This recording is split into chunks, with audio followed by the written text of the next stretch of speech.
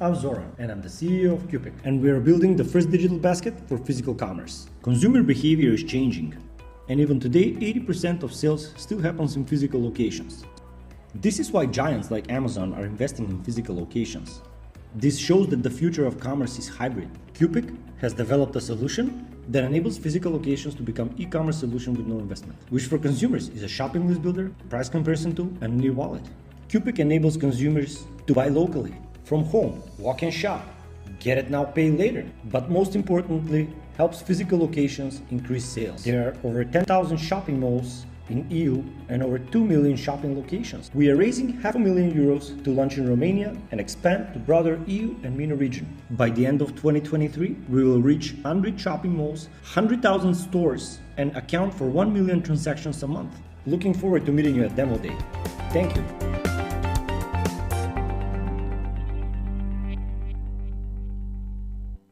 If you're running your own business, I bet you don't really have time to watch this video. But you know what's better than having time is making time.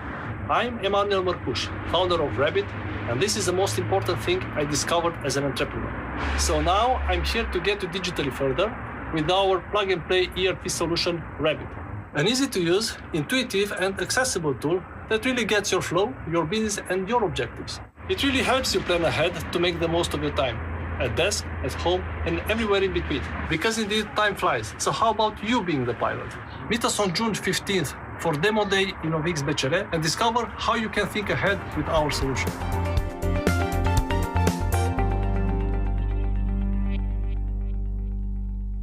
Hi, let's see how artificial intelligence can save more lives. My name is Diana and I'm a co-founder of Synaptic. I'm Lucian, one of the lead developers of the team. Here at Synaptic, we use artificial intelligence to optimize radiotherapy treatment planning. Radiotherapy is one of the most effective ways to treat cancer. However, current procedures are long and overwhelming. It may be hard for you to believe, but in Europe, 1 out of 4 cancer patients don't even make it to the radiotherapy table because of this. Meet Medic, an AI-powered software that helps doctors do the contouring of tumors and organs at risk. This process usually takes around 4 hours of long and tedious work. We aim to reduce that to 5 minutes. We are a team of 15 members, including dedicated medical specialists, and we already attracted valuable partners. Come see us on June 15. Let's discuss more at the Demo Day.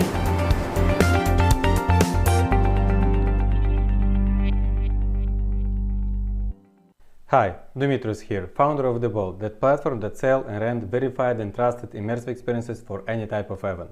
Our marketplace like Shutterstock or brands can buy and rent high impactful brand experiences activation for festivals, product launches or other events.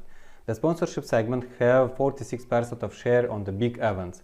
That's why brands need those solutions for customer interaction with them. And 47% of customers are more likely to buy a product after participation in brand activation.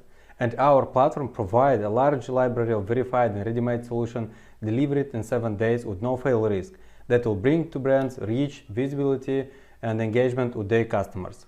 We are addressing to all marketers from event industry, which means 9 million some market in Romania. And I invite you to Demo Day to get our special offer. Thank you very much.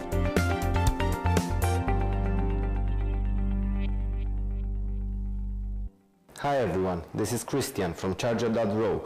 We are a team of architects, experts that are focusing on the regeneration of urban environment. Did you know that in 2021 is the first time when electric vehicles have surpassed the number of newly registered diesel cars? Furthermore, there is a new set of ESG regulation that is coming in place. Charger.ro is the first one-stop shop online platform that connects all the stakeholders on the market. We are offering a portfolio of over 50 solutions that are focusing on sustainability.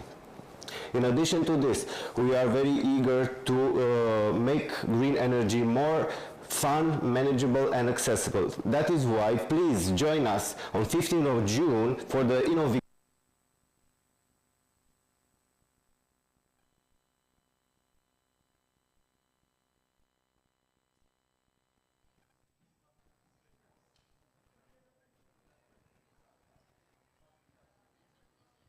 is that I need to get a cue from them.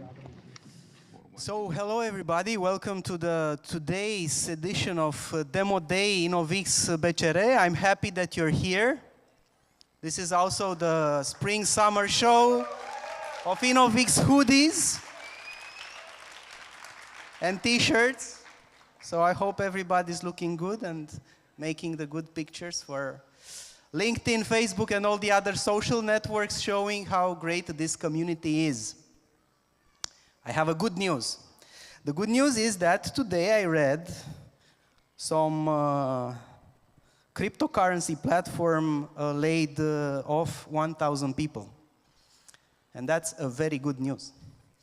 Not because I work for a bank, but because the world does not need another cryptocurrency, the 1001, Catcoin, Batcoin, or whatever else. But the world does need people specializing in machine learning, quantum technologies, autonomous vehicles, biotech, nanosatellites, education, health, nutrition. It's all the needs of the world today. And you, girls and boys, are making the future happen together with the community. Who else is making the future happen? Well, it's actually a wider ecosystem to which an actor just joined in a very massive way. So NATO, the North Atlantic Defense Alliance, just launched an investment fund dedicated to startups with dual use in machine learning, biotech, nanotechnologies, nanomaterials, space, autonomous vehicles. Exactly the things you are working for. So there's €1 billion at least to be invested in that. They are part of the ecosystem right now. We have some friends there, some friends which we will be happy to introduce. But that's not even the best news. The best news is that you will go on stage today, will pitch the world, and who knows, you will change the future. Until then, we have a dear friend. We have a dear friend, of course, of Romania and of our ecosystem right now. He's the Deputy Secretary General of NATO. You might know him. His name is Mircea Joană. And he gracefully accepted to speak to us and share a couple of words of encouragement. And I'm pretty sure if your pitches are going to be great, he will also share a couple of million of euros. But that's up to you.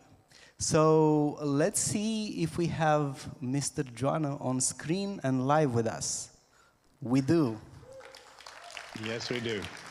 Ambassador Joană, welcome to the community of people who change the world. I know you're part of them, and I'm happy to give you the mic right now. Welcome. Thank you, Anuts, and I know that the world will be in good hands with all of you. Our job is to make sure that peace and stability and security will be the foundation of everything we'll do and everything you will do in your careers and in your successful lives. But thank you so much for inviting me. It's a pleasure to be with all of you at the InnovX-BCR Demo Day. And the idea to promote innovation, entrepreneurship in Romania and the region is just a fantastic one. A few words about NATO and what we do as we speak. NATO is a defensive alliance whose primary responsibility is to protect 1 billion citizens in Europe and North America. 30 countries today, possibly more in the near future. We've done this successfully for over 70 years by staying strong militarily and united politically, and by changing as the world around us changes, and now is changing at fantastic speed. This is the recipe of success. This is how we manage to deter any aggression, defend our people, our democratic values, prevent conflict, and allow people like you to have ideas, to prosper, and to fulfill their lives and to fulfill their dreams. But central to NATO's success is also our ability to maintain our technological edge. From the first industrial revolution to today's one, innovation and entrepreneurship have always been central to global supremacy, to prosperity, peace, and stability. With our open societies and thriving private sector, allied nations enjoy an important competitive edge. 70% of the world's most innovative cities are within allied territory. 80% of all Nobel Prizes have gone to NATO citizens.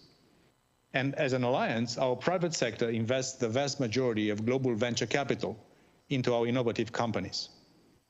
Today, however, our edge is being aggressively challenged by authoritarian regimes that do not share our values or abide by the same rules.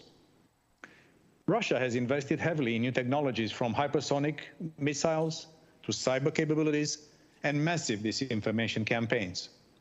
Malicious cyber and hybrid activities are a common feature of a more contested world in peacetime, in crisis, and in conflict.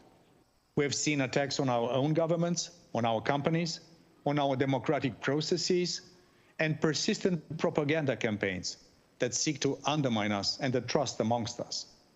And we see today how Moscow is employing disinformation and cyber attacks to support its horrific war in Ukraine.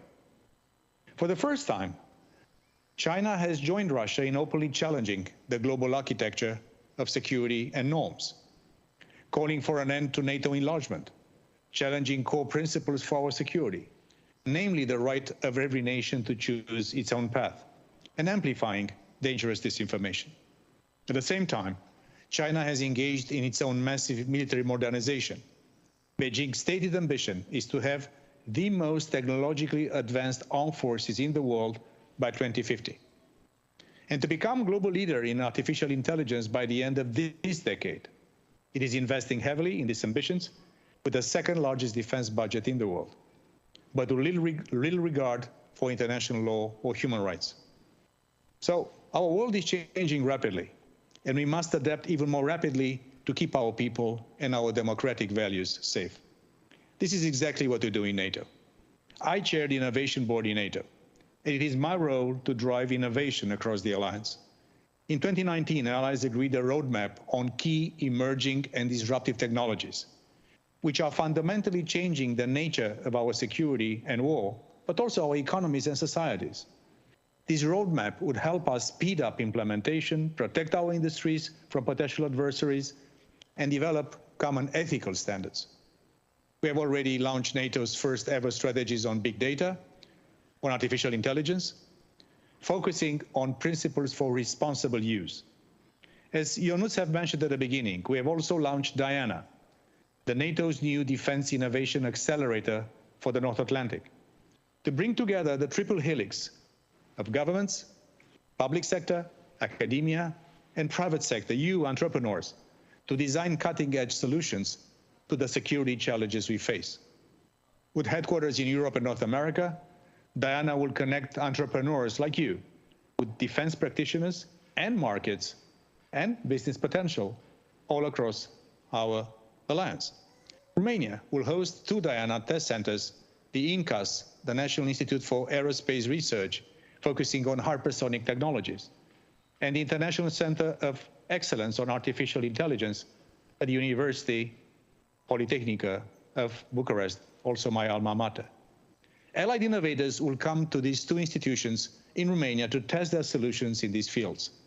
And these are part of a much larger network of over 50 centers in more than 20 allied countries, to which Romanian innovators themselves will have access to the rest of the alliance. We're also setting, like Ionuț has been mentioning, a €1 billion NATO Innovation Fund. This is not the idea to compete with venture capital. This is not the point. But the point of this fund is to provide trusted capital to startups developing advanced dual-use technologies that would not otherwise would come to market. And this is also a way to accompany the young startups, the young entrepreneurs, to cross in better condition the death valley between an idea and maturity on the markets. we see our innovation fund as a bridge between your ideas and your success for developing technologies that will be useful for defense, for security, and in general for investors. So this is pretty exciting stuff. And I hope that the broad innovation ecosystem represented here today will get on board with our efforts. So Diana and the Innovation Fund should be fully operational next year.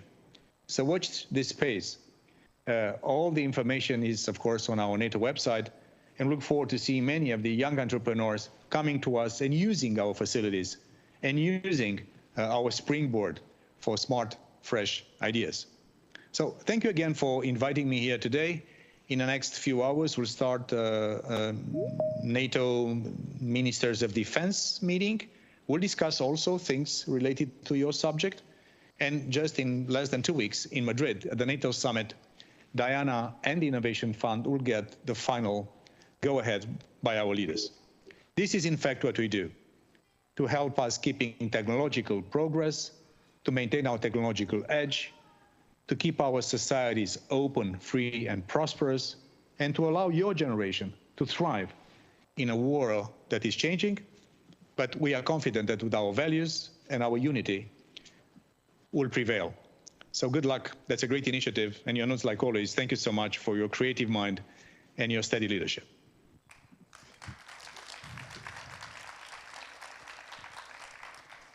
I don't know if Ambassador John still hears us. This is a great thing, I mean, to have the Deputy Secretary General of NATO warning you of the Death Valley and also telling you that the opportunities there are quite significant, and also informing us that this is a battle of the worlds. So, without further ado, I think we have better moderators than myself waiting to pick up the mic. Sece is here. Good to have you. Mic is yours. Over and out. Thank you very much, Janusz. I'm not sure I'm a better moderator.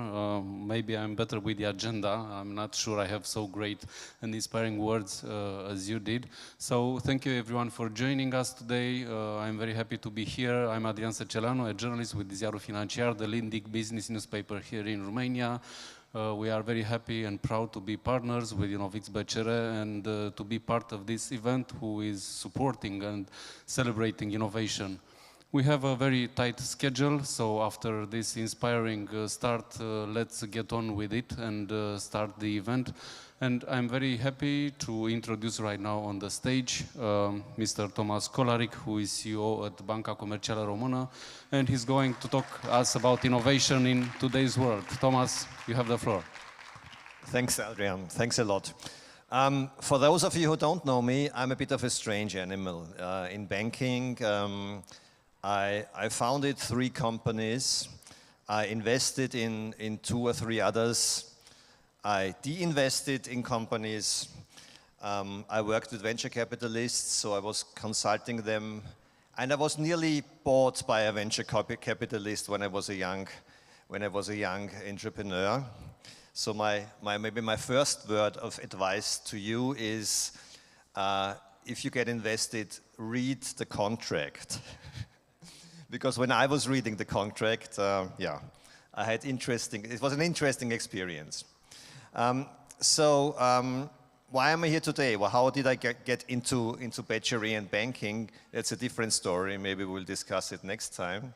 A few thoughts on innovation and what makes innovation happen from my side. And then maybe a bit on where you should be careful, apart from reading that venture capital contract. Human beings are different, and life can be seen different from many different angles.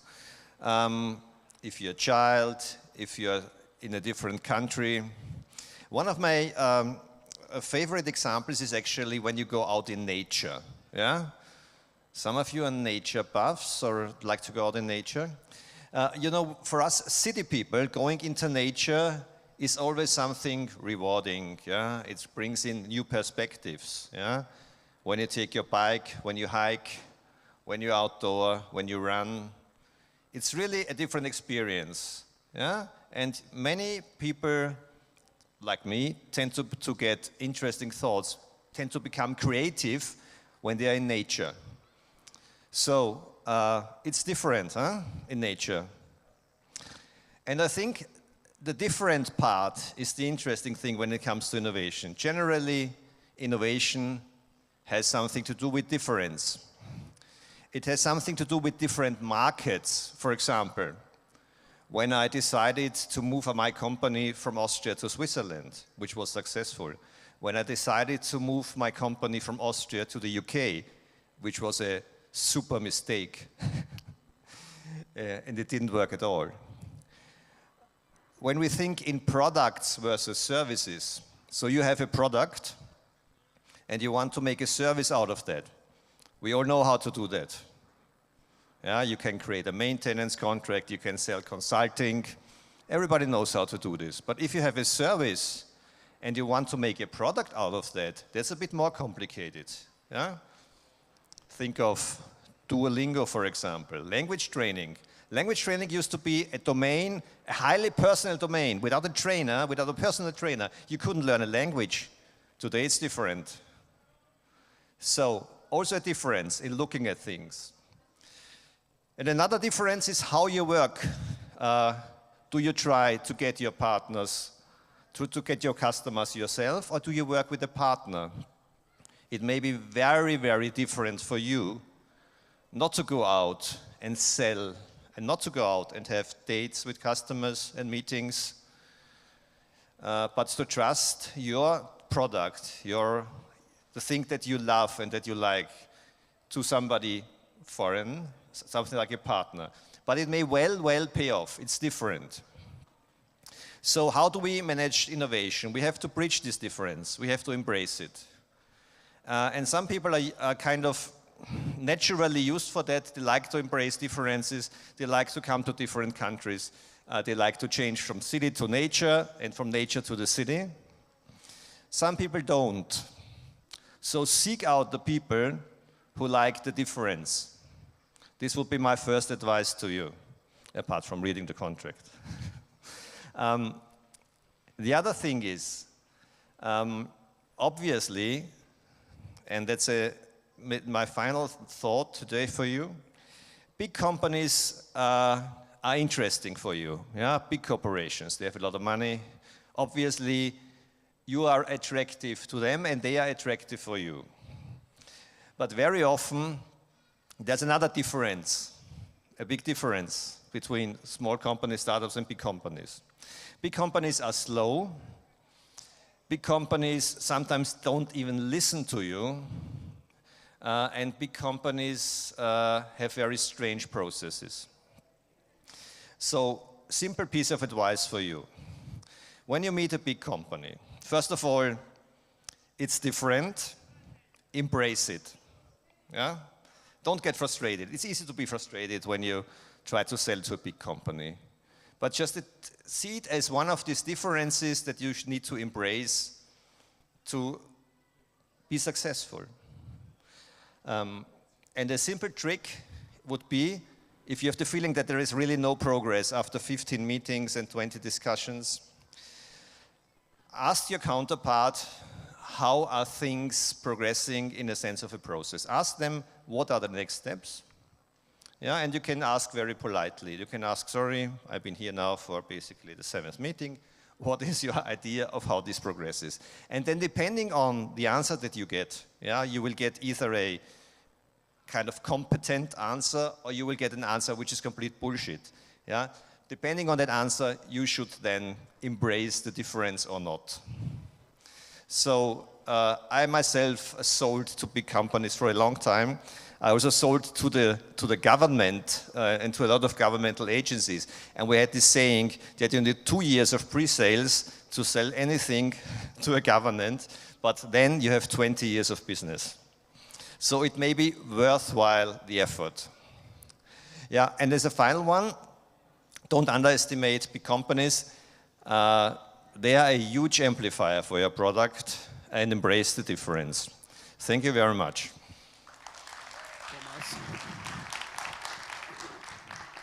Adrian. Please don't go, Thomas. Now I think everyone understood that you speak the language of startups. You didn't come here to tell us about some corporate things. So let me go in unscripted territory and ask you a few questions that we didn't discuss before. You mentioned your experience as an entrepreneur. Which was the hardest lesson you learned on your own skin? Yeah, that's a nice story. Actually, in the kitchen of our office, we had the foundation document for our company in the UK.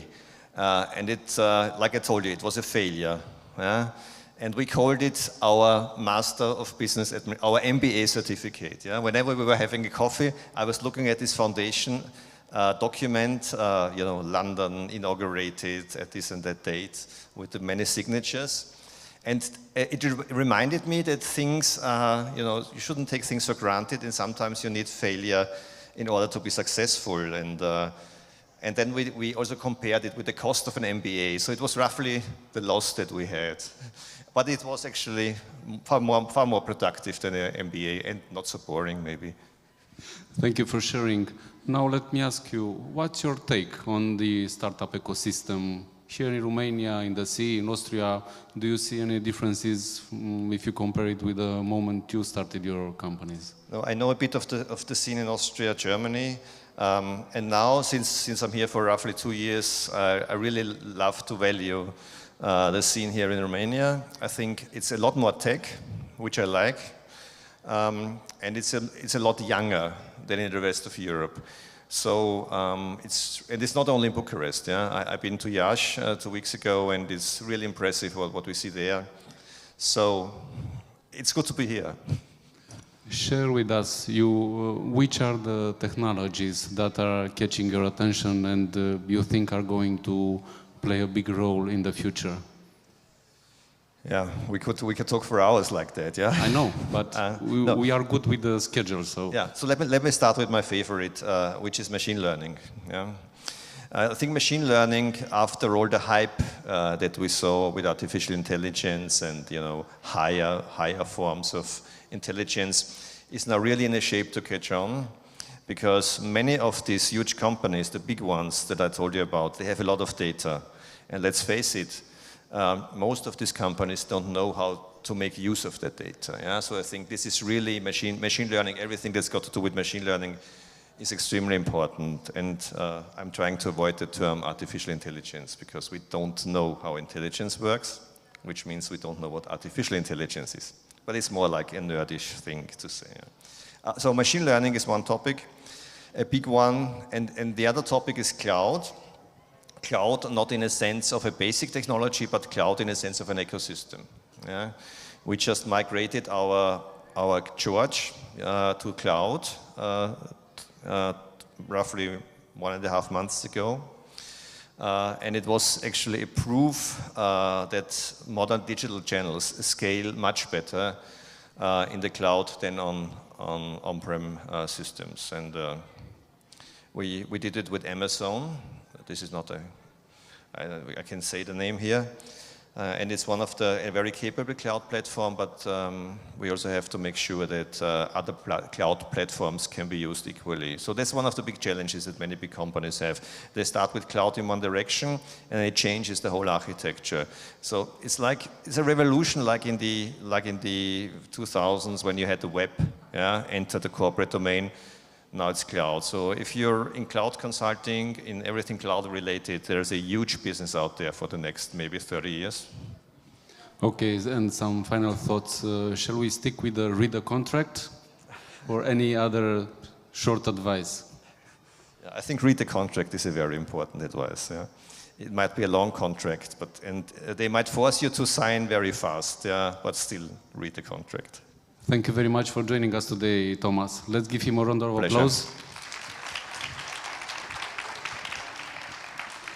Thank you so much. So if everyone thought we are going to have a boring corporate discussion, well, surprise, we didn't. And thank you very much, Thomas, for sharing and for this piece of advice. I think read a contract is a very good one.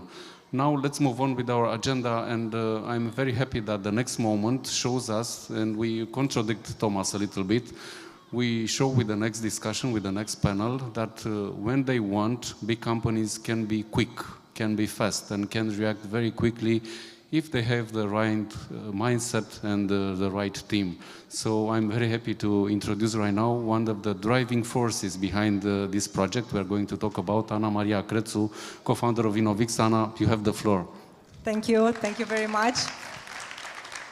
And hello everybody. Actually, when I have to talk after speakers like Thomas or Mr. Joanna or Ionuț, I always have a very present feeling. It's complicated, and it is. But actually this time, there is another feeling which is even more present, and that's self-confidence. And I'm gonna explain you why. Because the panel I'm gonna moderate right now, which is called Jobs for Ukraine, an InnovX-BCR Startup Alliance project, is not a simple panel. Yeah? It's a family panel. It's about the greatness of an alliance which we, at InnovX-BCR, we understand it and we accurately measure it by the actions of its members. It's about educated technology rising from InnovX and serving humanity when humanity needs it the most. We started with a small project, very shy, from a very deep pain, but very ambitious and very focused, and scaled up worldwide in just a couple of months. And since I said that the power of an alliance lies in the actions of its members, I want to introduce you now the superheroes behind Jobs for Ukraine platform. And I'm gonna start with Katerina Kovalevska. She's online and she's the chairman of Ukrainian HR Pro Association. Katerina, I don't know if you are online, hope you are, hope you can see us and hear us well. And we also have some panelist members offline, which I'm going to invite now on the stage. And I'm gonna start with Roxana Popa. She is the project coordinator at Jobs for Ukraine platform. Feel like home. I'm gonna continue with Octavian or Octav Pascu. He's manager at Digital and Emerging Technologies at UI Romania. I don't need that. And last but not least, our partner in crime, Andreea Sokol, pre-sales director at Druid. Welcome. Okay, thank you for being here, and thank you for accepting this invitation. I think now I'm gonna start with Katerina, if she's online. And hi, Katerina. Hello, can you hear me well? Yes, yes, thank you for being here and for accepting this invitation. Actually, Katerina, so you are the chairman of Ukrainian's biggest platform of HR professionals. And we know that here in Romania, but also throughout the continent, we saw a lot of initiatives, both coming from startups, but also from big corporates aimed at helping Ukrainian people in different ways.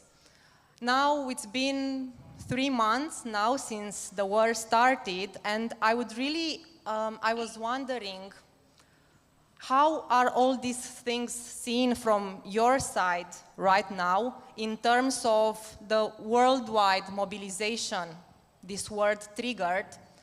How HR can lead an organization during a humanitarian crisis, and last but not least, how startups, accelerated startups, educated startups can help further. Thank you. Thank you. Hello, my name is Katerina Kovalevska, as I already was introduced. I'm the chairwoman of Ukrainian HR Pro Association, official representative of the biggest HR community of HRM in Ukraine, Poland, and Baltic countries. I'm the owner of HR consulting company and an executive coach. I really appreciate that you invited me to join your event and give me the opportunity to share my thoughts and experienced global tech community. I really wanted to be alive, but in our circumstances, I'm online. I believe when humanity faced such terrific events as war, pandemics, climate catastrophe, and so forth, only by uniting we are able to resist. And so I would like to express how grateful Ukrainians are to the world community for all its support during this challenging time. Not only for weapons and finance, but also for initiatives such as Job for Ukraine. Due to the Russian invasion, about 6 million refugees have fled Ukraine with the hope of protecting future generations, leaving behind our men, friends, and colleagues. The platform, Jobs for Ukraine, helps Ukrainians find work abroad and start organizing their lives in new circumstances.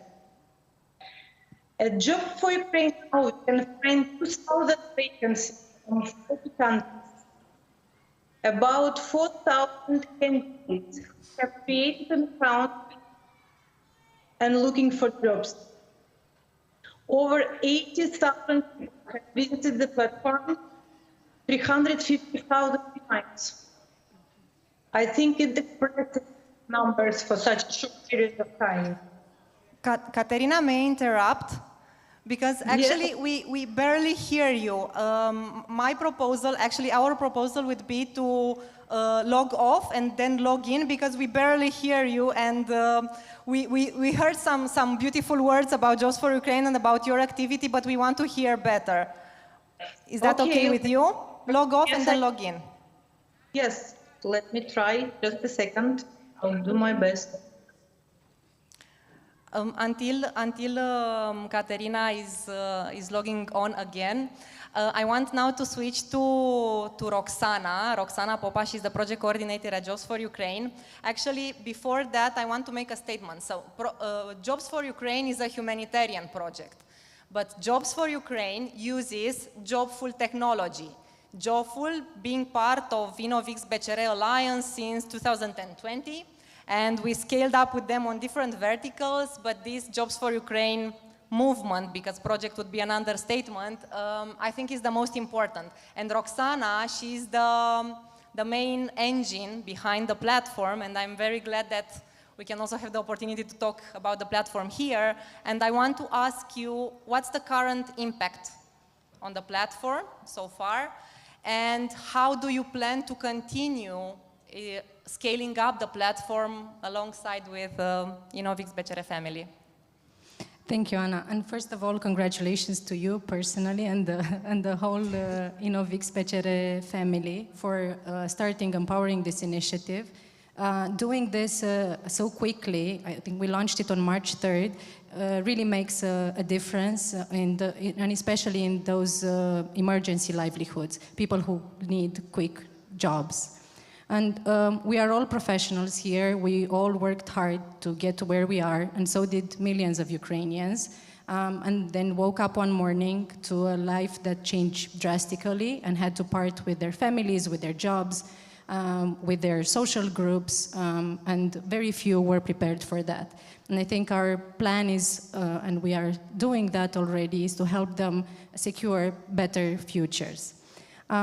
So now we are a team of over 20 volunteers, international volunteers working on this, and a consortium of over 10 local and global partners that work together to increase the impact of Jobs for Ukraine. As for our numbers to date, what we managed to achieve, I think Katerina started mentioning them. Our platform has been visited more than 350,000 times by over 80,000 people. We have over 2,000 jobs and 1,600 employers from over 40 countries posting jobs on our platform. And we support now 4,000 people from Ukraine who created a profile and are looking for jobs through us. There have been over 1,500 matches and applications and invitations, so that means connection between employers and the candidates. We are lucky that we are driven by technology, and a great technology actually that has put in place all the right pieces needed to serve this population, I think without even knowing it. But I'm going to give just a few examples. One is CV parsing, which is of great need when people are on the move and overwhelmed in general, so they can just upload any CV and they have their profile completed, and immediately after that they can get job recommendations through a machine learning algorithm. So it's a great platform for quick job placement in a variety of industries. Moreover than that, I want to mention that deploying technology in humanitarian aid can do wonders, and we see it now and we see it everywhere. However, there are also risks associated with that, as like data protection, and having personal data of vulnerable populations at the tip of a finger can cause sometimes harm. Again, technology is a friend here for us, because within Jobful, the profiles are anonymized until both parties agree that they are interested in each other. At the same time, we also work with the International Organization for Migration, and they guide us through ethical recruitment and to put in place mechanisms that mitigate the risk associated with human trafficking and other violations that they can do. And in terms of how we plan to scale this movement, we started a non-profit organization, and we are building a core team to deliver on the mission. We want to strengthen our partnerships and also build new ones. For example, we started working with a Ukrainian marketing agency to better attract, guide, and engage with people who need jobs. Our next immediate step is to provide learning opportunities for people affected by the war.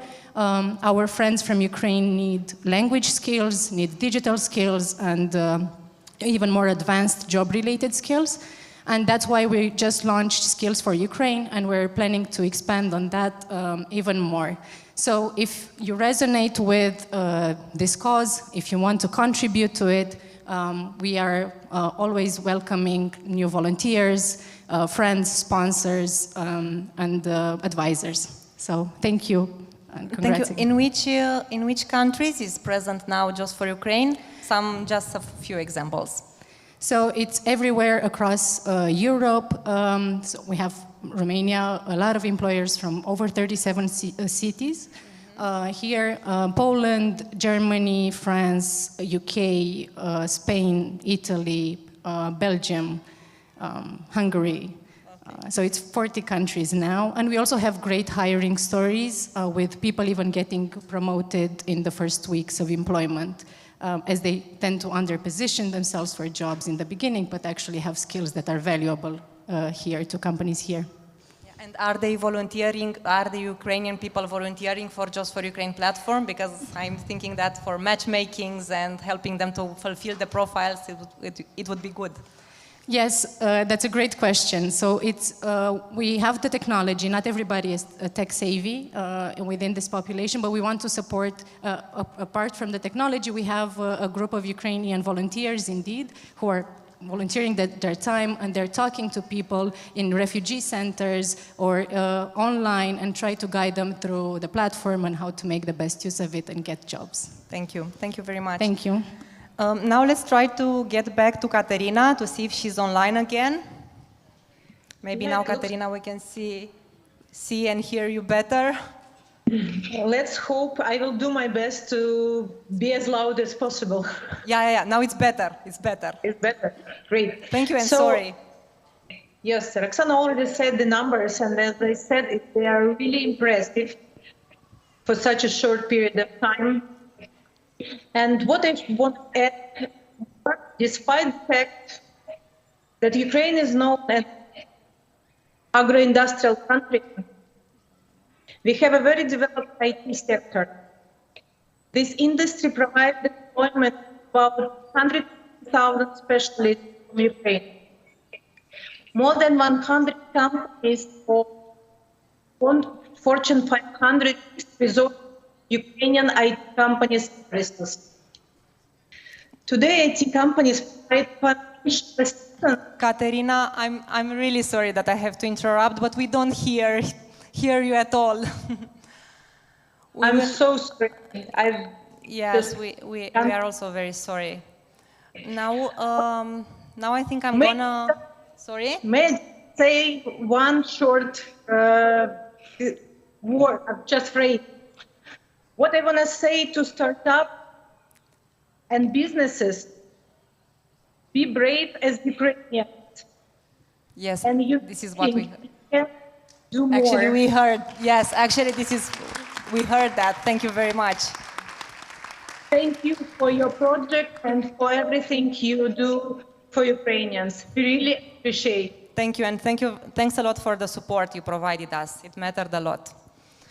Now we come back here offline, and I'm looking at Octav. So Octav, he's manager at Digital and Emerging Technologies at EY Romania.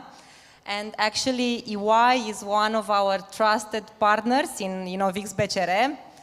And Octav, actually, I have two questions. One is more general and one is more applied to our topic. So the first one, which is more general, I want to ask you why EY is partner in InnovX-BCR in terms of where do you see the highest relevance in what you take and what you give in the accelerator? And this is the general question. And the second question would be, how have you decided, you EY Romania, that fast to contribute and to actually contribute to Jobs for Ukraine platform? Because if I remember correctly, we decided everything in 1 hour call and we started to action in the following minutes. So yes, these are my two questions. Thank you. Thank you very much for the questions. So to start with, I think both EY and InnovX-BCR are having this mission of searching and promoting startups with high value and great ideas. And this is something that we are doing together. BCR on one side and InnovX-BCR on one side, you are coming with the tools, the necessary tools, with the business, education that they need, the opportunities and the context. And on the other side, we are coming with the business knowledge and with the consultancy skills that are kind of required to leverage the transformation between a great idea and a successful project to our customers. And basically, within this landscape brought us together with the colleagues from Jobful and the colleagues from Druid. And when we first heard about the idea, we thought that it is an amazing idea. We thought that it's a humanitarian cause that cannot be missed. And I think I'm speaking for all the colleagues from EY. We had the decision in the first second. We basically thought, okay, we don't know exactly how to accommodate this on our schedule, but we have to do it. So this was our kind of approach. Then the entire idea of bringing a platform that could remove any kind of language barriers between the Ukrainians that are coming to Romania and the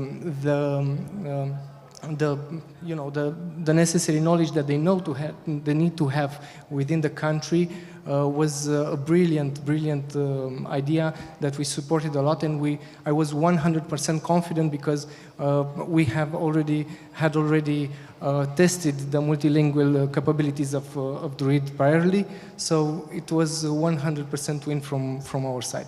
I also remember that call, that 1 hour call. It was a great opportunity to sit at the same table with professionals from many companies, that each and every one of us knew exactly what to do because of their experience, and we could actually rely one on each other. But I will let Andrea, who was the master of disaster, to tell us more about how she managed to get us on the same table.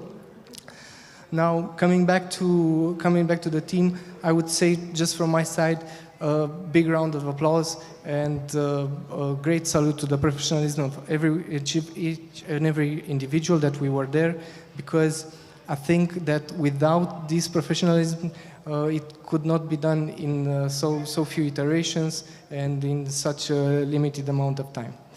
Coming back to the project, then it's such an amazing opportunity to be able to help somebody. I think this was the main driver across all the companies and all the people that were involved in the project. And I also consider that it's quite a large project if you think of. I mean, we did our contribution, of course, into the transforming the legislation and everything. But again, the platform itself, it's pretty hard and high on the features. Imagine that on the refugee side, they have a place where they can ask from simple questions such as what documentation do I need in order to get a job in Romania, to actually seeking the jobs within the platform. And for the corporate side, it is very important that they can actually post the jobs dedicated for the refugees, and this is something that EY is actually using the platform, and I want to thank you guys for this. Yeah, thank you. Now I'm going to pass to Andrea, and I'm going to say something about Andrea because she's not going to say it. So she's our partner in crime who managed to mobilize an entire team in order to provide and to have this virtual assistant, because it's actually a virtual assistant inside the Jobs for Ukraine platform, which is now used by thousands of candidates and corporates in order to navigate through the platform. So, Andrea, how did you manage to have a virtual assistant from zero to hero that fast? And if I may, I also want some numbers. Yes, thank you for the intro, Anna. The fact is that there are so many resources available to Ukrainian refugees that were not only difficult to find because they were spread over different websites and as well on social media and so on, but also difficult to understand as they were not translated into Ukrainian language. So I remember receiving a message on a Monday early morning from one of my former colleagues from BCR, who came up actually with this brilliant idea. What if we can provide a central place to gather information and, let's say, to easily access all these resources with no language barrier? I took the idea to our CEO and the response was immediate. Let's get it done. So we were in the position to help and we were very glad, very happy to do it. The main purpose was to make it easier to Ukrainian refugees to learn about available resources and for us as well to put our technology to the benefit of the people in need. So as you mentioned, Anna, we managed to put together a tech dream team very quick to work for this humanitarian project. And we worked around the clock to gather information and to aggregate all these resources. And I think this was actually the main challenge because the information was constantly changing. Yeah, I remember that the legislation was updating very often in terms of the legislation of how to work being Ukrainian people and how to work in. But I think that's the very good collaboration between UI and Druid, I think, saved us. Yes, and indeed this was the main challenge, and UI joined forces very quick, and as well they had a difficult task to advise us regarding work in Romania, regarding legal framework, temporary protection, and so on. What we managed to do is indeed a virtual assistant that was ready in exactly 2 days. So a virtual assistant available 24/7 on website, available as well on Viber by reading a QR code, and let's say providing to Ukrainian refugees a much needed structure of the essential information that we have for them to find an advisor or to find orientation in a foreign country before actually applying for a job or searching for accommodation and so on. So I firmly believe that the virtual assistant was actually the missing link in this assistance, in this project. And as well, let's say, beside asking for or applying for a job, or beside corporates that are asking how to post a job there, Ukrainian refugees are also find information regarding accommodation, regarding healthcare, medical assistance, transportation, and so on. And now I will come back to your second question. Yes, to numbers. Thank you. We started promoting the virtual assistant together with you, and now it has thousands of messages. We are still improving it, of course, and as I mentioned, we have the task to update the knowledge base of the virtual assistant based on the questions that we receive daily. And there is a huge interest, and this is, I think, very good. Thank you. Actually, thanks a lot. Not necessarily for accepting this invitation and for the last 30 minutes on the scene, but actually thank you for the last 3 months and for the fact that you care and you act. And I think this is more important, because usually it's more important what's happening behind the scenes, not on the scene.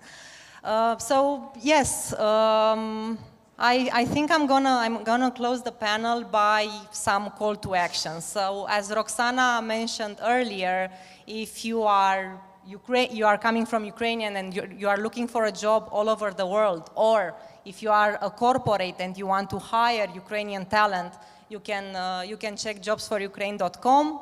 And if you are a tech startup and you want to use technology to serve humanity and not the other way around, and you think that InnovX-BCR can help you scale up, or if you are a partner and you want to, and you believe in the power of alliance, which stays in action, you can also drop us an email at innovx.eu. And that being said, and because in InnovX-BCR we have this, you give some and you take some, and it's available for corporates, for bankers, for partners, for investors. And since Sece introduced me some while ago, now I'm going to introduce him again because he's going to moderate the panel with megatrends in technology. Thank you. Thanks a lot. And thank you for being here. You have some on-the-spot questions, or? Da, stay here, don't go away. Okay. It's your fault you choose a journalist to moderate this, so let's go in unscripted. I assume. Yes. So, share with us how many calls and how many meetings did you have to make this happen, this project happen? Because I do remember you called me several times and you pitched the project, and you drove me in this direction to write, to talk about this project many times. So how many calls, how many meetings did you have? So actually, after we cried 2 days or 3 days and we cried together, we mobilized all this project in only 4 days. And we had like around, let's say, 4 calls in total, and then we came back to work. I mean, I think it's for the first time when we focused more on working and doing stuff rather than presenting PowerPoint strategies, spreadsheets, business plans, and the corporate thing. Now that you stayed here, is this the usual speed you are doing projects? We try to, yes. Okay, that's a good answer for you, but let's see what's your answer. Usually corporations tend to be not so quickly. Yeah, typically corporations are not that quick, but everybody wants to have their things done yesterday. So we always try to do our best to fit this in. And for you, how was it? Was it business as usual, the pressure coming from Anna? Yes, the speed is business as usual. It was not a pressure to help Anna. Thank you, Andrea. She's my former colleague. Yeah, we were colleagues indeed, and with Anka as well. It's business as usual because we are a startup, a scale-up, and speed is what we have to take, to say so. But let me ask you, is this the usual speed you are doing projects, or this was on a hyper speed? No, it's not the usual speed of doing projects. But this time I think it's for the first time when motivation is behind the processes, the bureaucratic and the agile processes. Although we say we are agile, sometimes we are not. We need motivation. And not only corporate motivation, but I think personal motivation is much more important. Okay, thank you very much. So if you want to move mountains, get her on the team because she can. Thank you so much. Thank you very much. Now I got blushed. Thank you. So thank you again for joining us and watching us today. We are here at InnovX-BCR Demo Day. And we have a lot of things going on here, a lot of great discussions. So we are trying to keep up with the trends that we saw until now. And following is a panel which I'm going to moderate. Of course, it's going to be about technology. And what we are trying to find from our speakers, from our guests, is which are, in their opinion, the mega trends that they see in technology in this year and in the following years. And I'm very happy to ask our guests to join me on the stage. And they are Andreea Bulisache, who is Chief National Technology Officer at Microsoft Romania. Thank you very much for joining us. Also, I'm inviting on the stage Carolina from Oracle. She is CE Strategic Business Development Manager at Oracle. I'm really sorry for not pronouncing your last name, but I'm trying not to... Yes, I'm trying not to embarrass myself. And last but not least, I'm also inviting on the stage Ioan Ovidiu Hotka, who is IBM Consulting Country Leader in Romania. Hello, and thank you for joining us. Hi, it's a pleasure to meet you. So thank you again for being here today. And we are trying, as I said in the introduction, we are trying to see which are, in your opinion, of course, the mega trends in technology. And of course, our challenge is to try to answer putting yourself in the shoes of a startup, which would be the mega trends that are also relevant for startups. Carolina, would you start? Okay, I will start. And I think that we see that digitalization is coming to the point when it was driven by necessity for last 2 years. We know why. And now it's driven by more innovation, which is a great place to be here with you all, because we see that, it's great ideas coming and this process is speeding up. So happy to be part of it. The next huge trend is cloud, of course. And it's now about how you will use cloud and how you will benefit from using it. And I have a question, a play for you, because you all know about this great partnership of Oracle with Formula One. So what time does it take to change all 4 tires in Formula One car? Who will guess? There's a world record. Yeah, 1.82 seconds. So you can imagine how fast is this. And by using cloud, Formula One was able to speed up the number of simulation by 1,000, and the time was speed up by 10 times faster. So you can see how usage of cloud can benefit to the company. So it's a second trend. The third trend is I will use AI, but we can actually talk about AI here or machine learning, but it's all about being data-centric company and what you can do with those data and how good data is.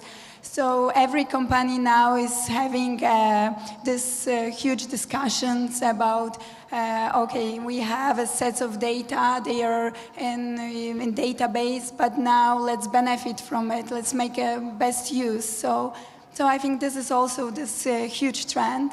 And regarding from the startup perspective, I would say find a great partner who knows the trends and who will guide you and who will help you. And this is, I think, in Oracle what we are doing, but you can choose some company that you feel is the right fit for you in the area of business that you are trying to succeed. Thank you very much. Yes, please.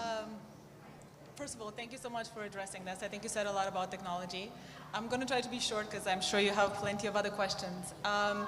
So the way we look at it as Microsoft, and I think we have a great opportunity ahead of us, both in Romania and in all the other CE countries, with this resilience and recovery funds that are giving our countries the possibility to truly invest in technology. And this does not just come up with the requirements for skills, but also innovation at large.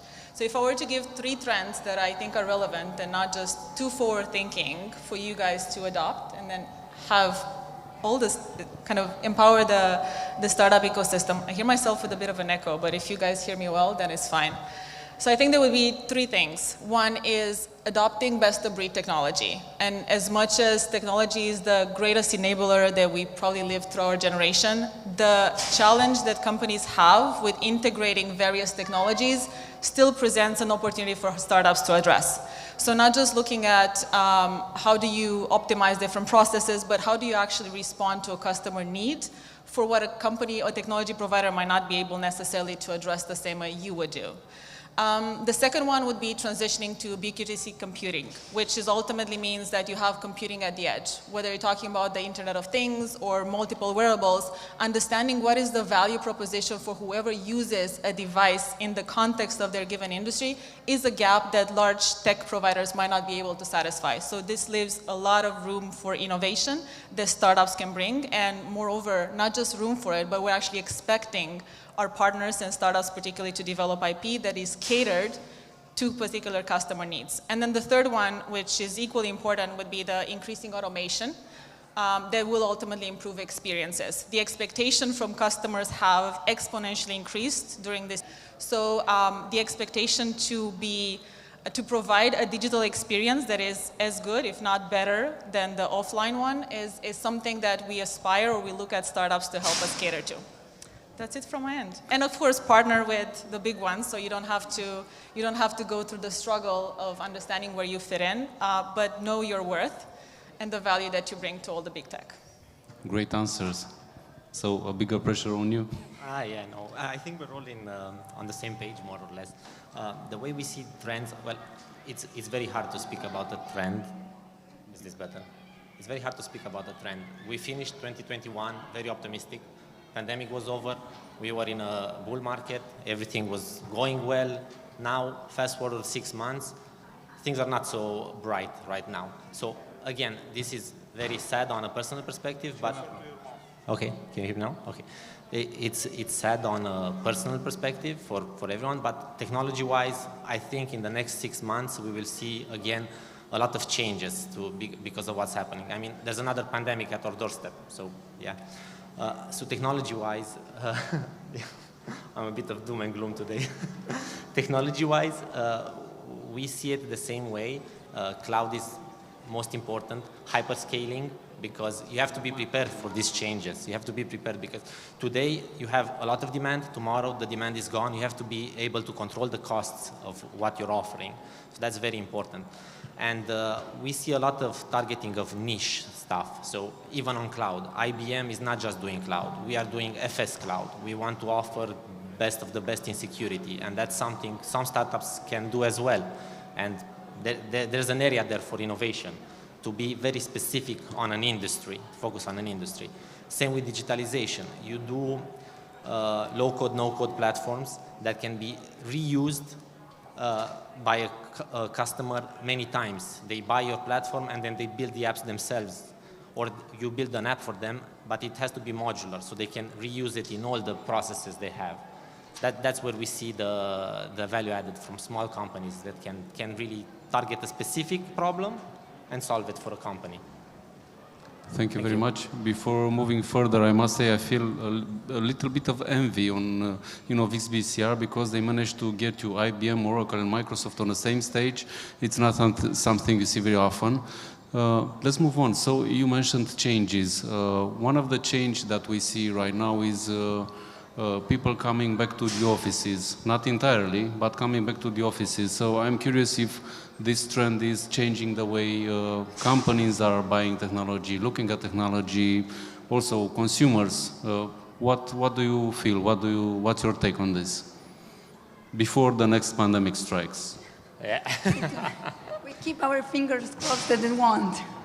Yeah, but maybe I will say that that, as I mentioned before, we saw this acceleration, and now I think that we will keep this pace. It won't go back, and people got used to this convenient environment and using technology to serve them. So I think we won't go back to the pre-pandemic environment, but I hope we won't have another one. Thank you. Thank you for Ravi, please. I personally think that this kind of demonstrated that we can work remote and that we are in control of what best works for us. I don't think working remote is an option for all functions or for all profiles, as I think collaboration in person is equally valuable. And I'm a strong believer that technology will never substitute in-person contact. But I think as an employer or as a company, giving the freedom to employees to get their best results in a manner that best helps them is important. So I think I'm more in favor of hybrid work than either of the two. Now, to which extent this allows for different layers of management to have the flexibility, control, and everything, there's a conversation to be had on the tools that are being used. But I think if innovation and creativity are the topics at stake, it's important to allow the freedom to choose the way that drives best. Thank you. Please. Yeah, so on hybrid work and the way we are affected by this new model, I think, Carolina, you made a good point in your first idea about data. So I think data will be most important now to understand quality, on a quality standpoint, not a lot of data as in quantity, but in quality and metadata, how consumers change their behavior. So it's still about gathering data and figuring out how people will consume technology now, because the habits are changing again. People commute 3 days a week, not 5. What do they do in that time? They have 30 minutes when they commute to buy your product. They don't have an hour like they did in the morning before getting ready. Now they have 30 minutes. You have to improve your product to be able to get them to press that buy button in 30 minutes, not in 1 hour. So that's from how we consume technology. I think that's what's important right now, to look at data from that standpoint. And obviously there's the big point of the metaverse and the virtualization of everything when we will do hybrid work. I think that's a good niche for artists when we go into metaverse, right? People will want to have good avatars or maybe one-to-one lookalikes, or I don't know. It opens a niche for smaller startups, for people oriented that use technology as a means to provide a product as an idea. I think there is a lot of improvement space for the metaverse. I was to such a virtual event, a metaverse one, and it reminded me of the games in the 90s. I was just knocking on walls and trying to move around, and so I think the future is going to be brighter. You were playing Nintendo Wii. It was like... Yeah. Continuing the idea, I was wondering, when you are talking with your customers, if you compare the discussions with last year, let's say, which are the opening lines? Do you see a change in what is on your customers' mind? What I see, I cover the local Romanian market, and I feel like we are always a bit behind versus the West, what companies do locally, even the big enterprise customers. So we are still in the digitalization phase. A lot of customers are still doing lift and shift. They're not doing application modernization yet. They're still in that phase. But what I do see is that a lot of companies want to focus more on the employee and the employee experience, and they want to become more employee-centric because they want to keep their workforce. So digitalization, for instance, right?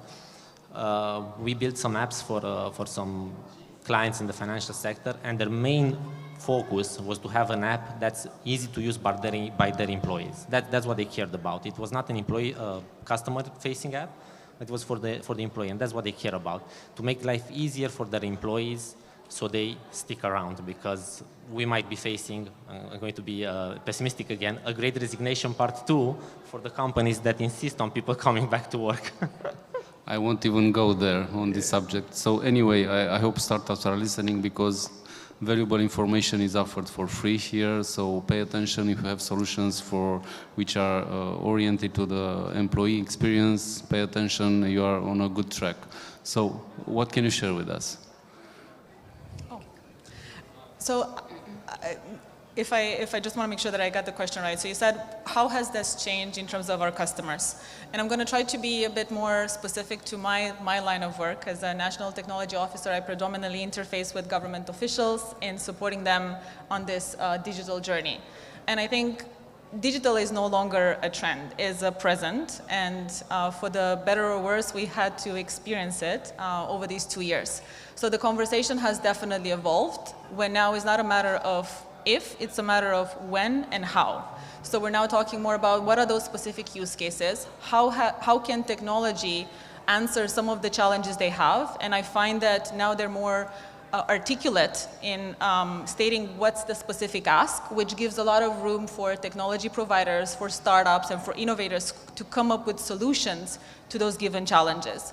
So I look at it positively. I think it's definitely something that will help kind of redress in economical state of the country, but it also might put us on the map as a digital hotspot. So that's great for you and then for all of us in technology at this point. So I think it's all good.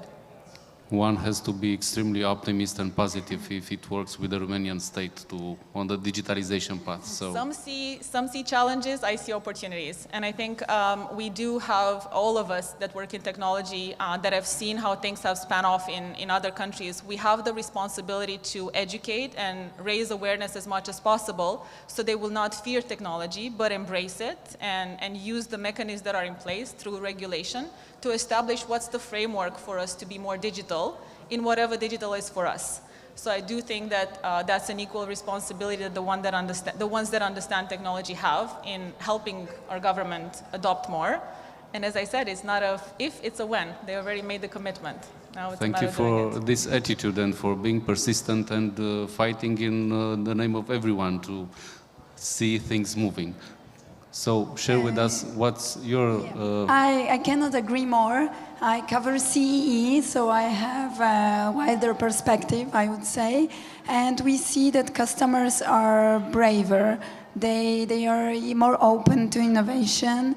And I think that that's the right point, that our goal should be to educate, to make them feel secure, because we provide secure technology, but we also we should be aware that they need to be educated about how secure it is, how their data is protected.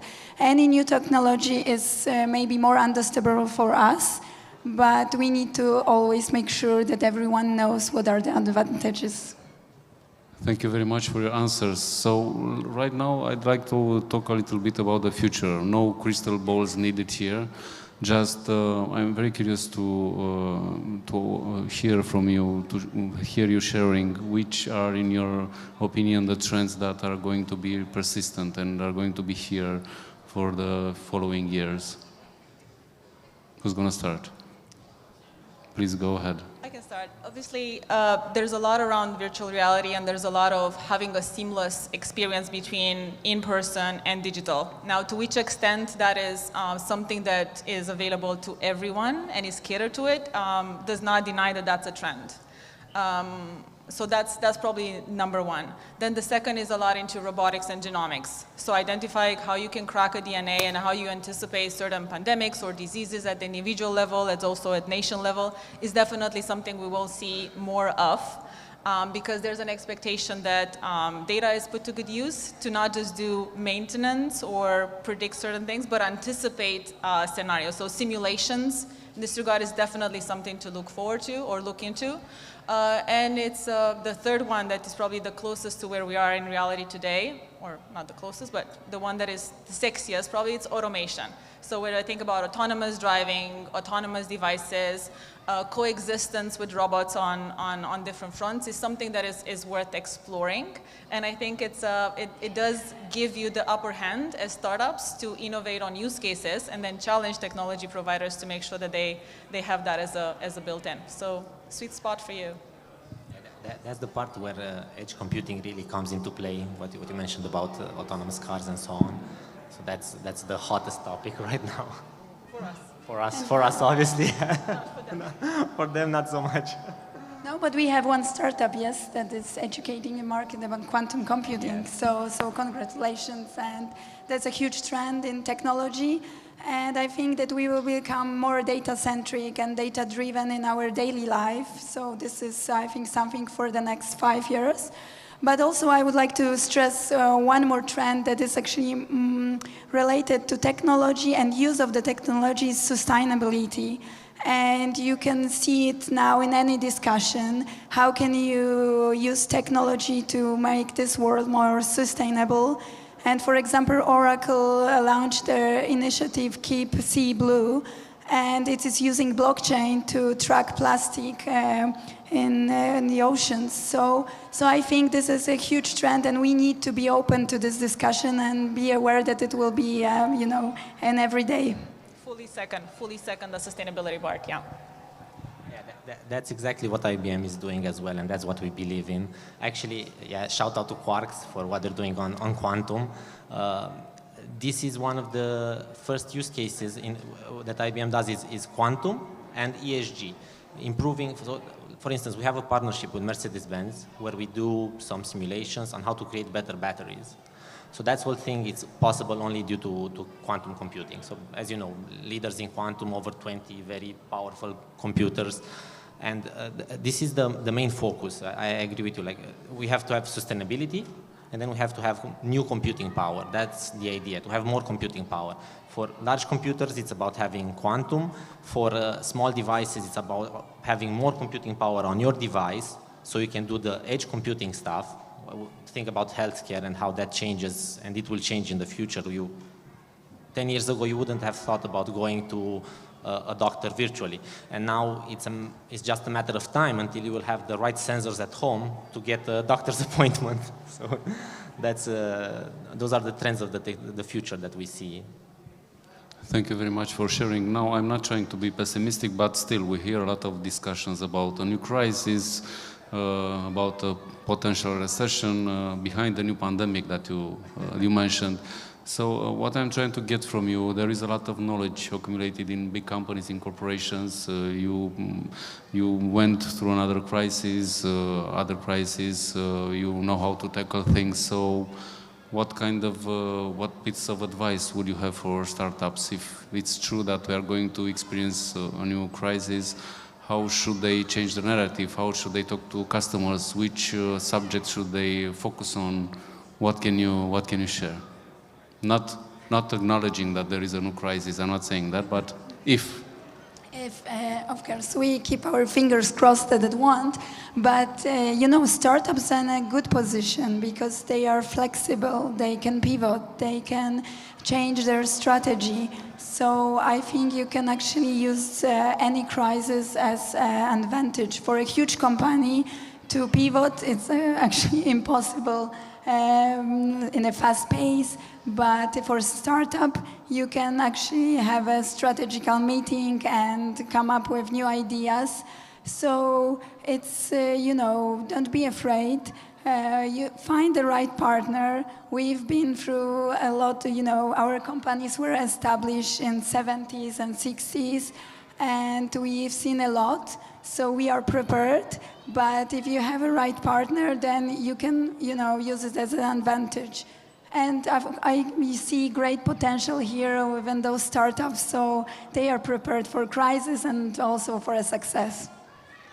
Thank you very much, Carolina. I'll try to be really short. I think you shouldn't waste a good crisis. I think if you follow the trends, you see that lots of ideas come from being uncomfortable during a crisis and come up with solutions to challenges that others might not tackle. So don't waste that. You're in a great space. Whether that means, as in the way I look at it, is probably going to increase the number of startups that would either come from corporates like myself and others that feel that during a crisis there's a more agile space to be. In a startup, you have a great idea, you go do it.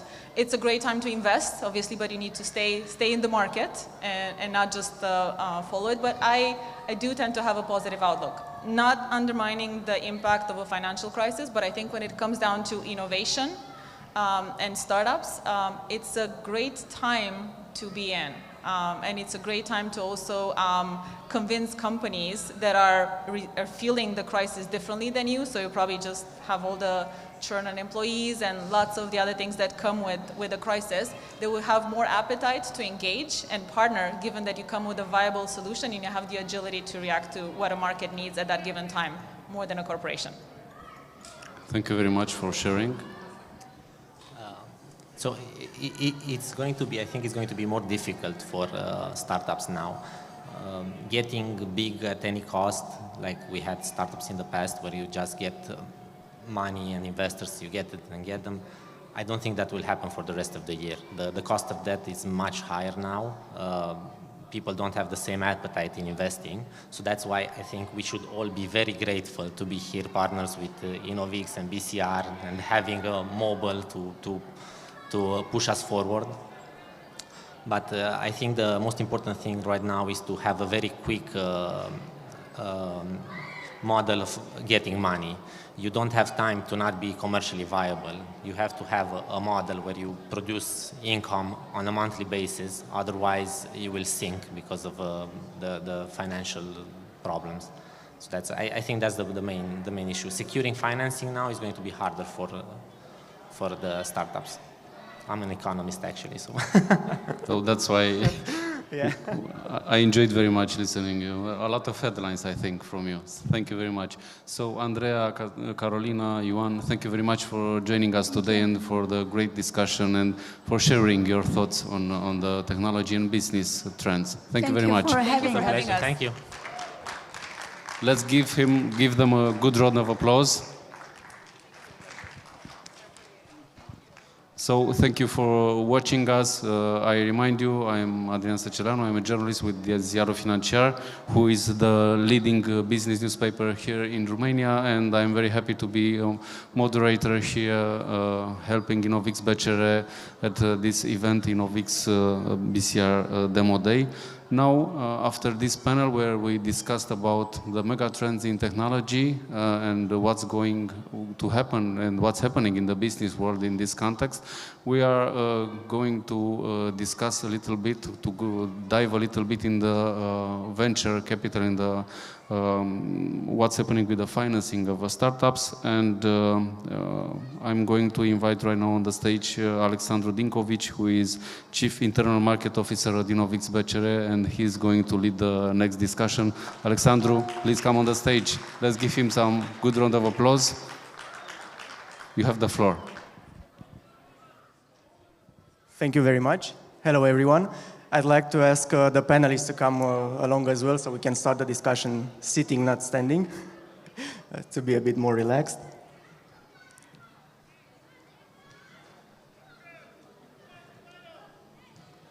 Any particular order? No, wherever you want to sit. It's fine.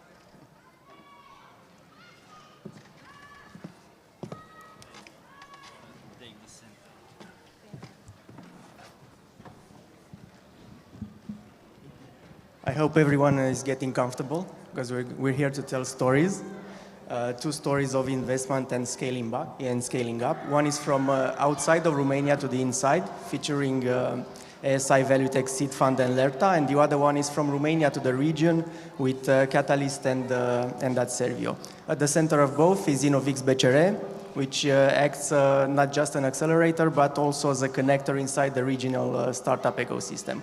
And I'm joined today by Alin Stanciu, who's a partner with Catalyst Romania, and Mihaela Odică, the CEO of Adservio, in which Catalyst has recently invested. Next to them are Boris Tomala, the CEO of LERTA, and Pavel Bogniaș, the board member of MIT Enterprise Forum CE and the general partner with ASI ValueTech Seed Fund. Thank you all for joining us today. We're used to seeing and talking about the role of investment funds mainly in terms of finance and or money, but that's not the whole side of the story, especially when we're talking about scaling up and expanding into different markets. I'll ask the panelists this afternoon to tell you the other side of it, what role can and do funds play in scaling up and helping startup expand, and what are the main challenges both entities face when they're trying to get into a different market with their own. So I think we'll start with a short presentation from Mihaela and Boris, who will talk about their companies, followed by Pavel and Alin on behalf of the investors, and then we'll get into a more detailed discussion about the challenges and the stories they have to tell us. Okay. So it's on me to break the ice in the panel. And I would like to complete what you said, Alex, a happy investment story for both of us, I think. What Adservio does, Adservio is a comprehensive educational platform that helps schools to become more efficient and provide students with quality education through digitization. What I mean by that, Adservio offers schools a tool both for management and managing educational processes. I will give you an example, like the digital gradebook and communication between all the actors in the school. And by that I mean the student, parent, city hall, even Ministry of Education. So, schools, by using Adservio, reduce bureaucracy and have more time for teaching. Parents are more involved and students have an opportunity to a digital context of learning. Adservio is on the EdTech market since 2008. But the opened doors for us were only when the pandemic hit. And that was the moment we decided to scale up. And there were challenges, of course. The first of them would be that the public system is not open to technology, and we all know that. Only by September last year, the Ministry of Education adopted a pilot project to make the gradebook digital as an official document. And internationally, the main challenge was that we didn't find the right partners. But for that, I think Catalyst is going to be the one to open the doors. Thank you very much. Boris, would you like to tell us a bit about yourself as well? Sure. Thank you for the invitation, of course. And I'm proud to represent LERTA today. LERTA is a virtual power plant company, which means that we aggregate distributed energy resources. So what does it exactly mean? We all know the energy markets as the centralized big systems with just a couple of very huge conventional power plants like coal-fired or nuclear in some economies. And what's happening during the last few years is actually switching from this centralized to decentralized model. So nowadays people started to generate their own electricity on the rooftops, etc. Which means that now in the energy systems we have like thousands or even dozens of thousands of different energy resources like photovoltaic power plants, wind parks, etc. So this is a completely new approach. The change is obviously very good, but it's also connected with a lot of challenges. First of all, weather is something we cannot control. So renewable energies can generate energy only when the wind blows, sun shines, etc. And electricity is not a commodity which we can simply manufacture, put on the shelf, and then use it when it's required by the consumers. So management of this distributed, decentralized system is very sophisticated today and requires a lot of technologies. And that's what we do.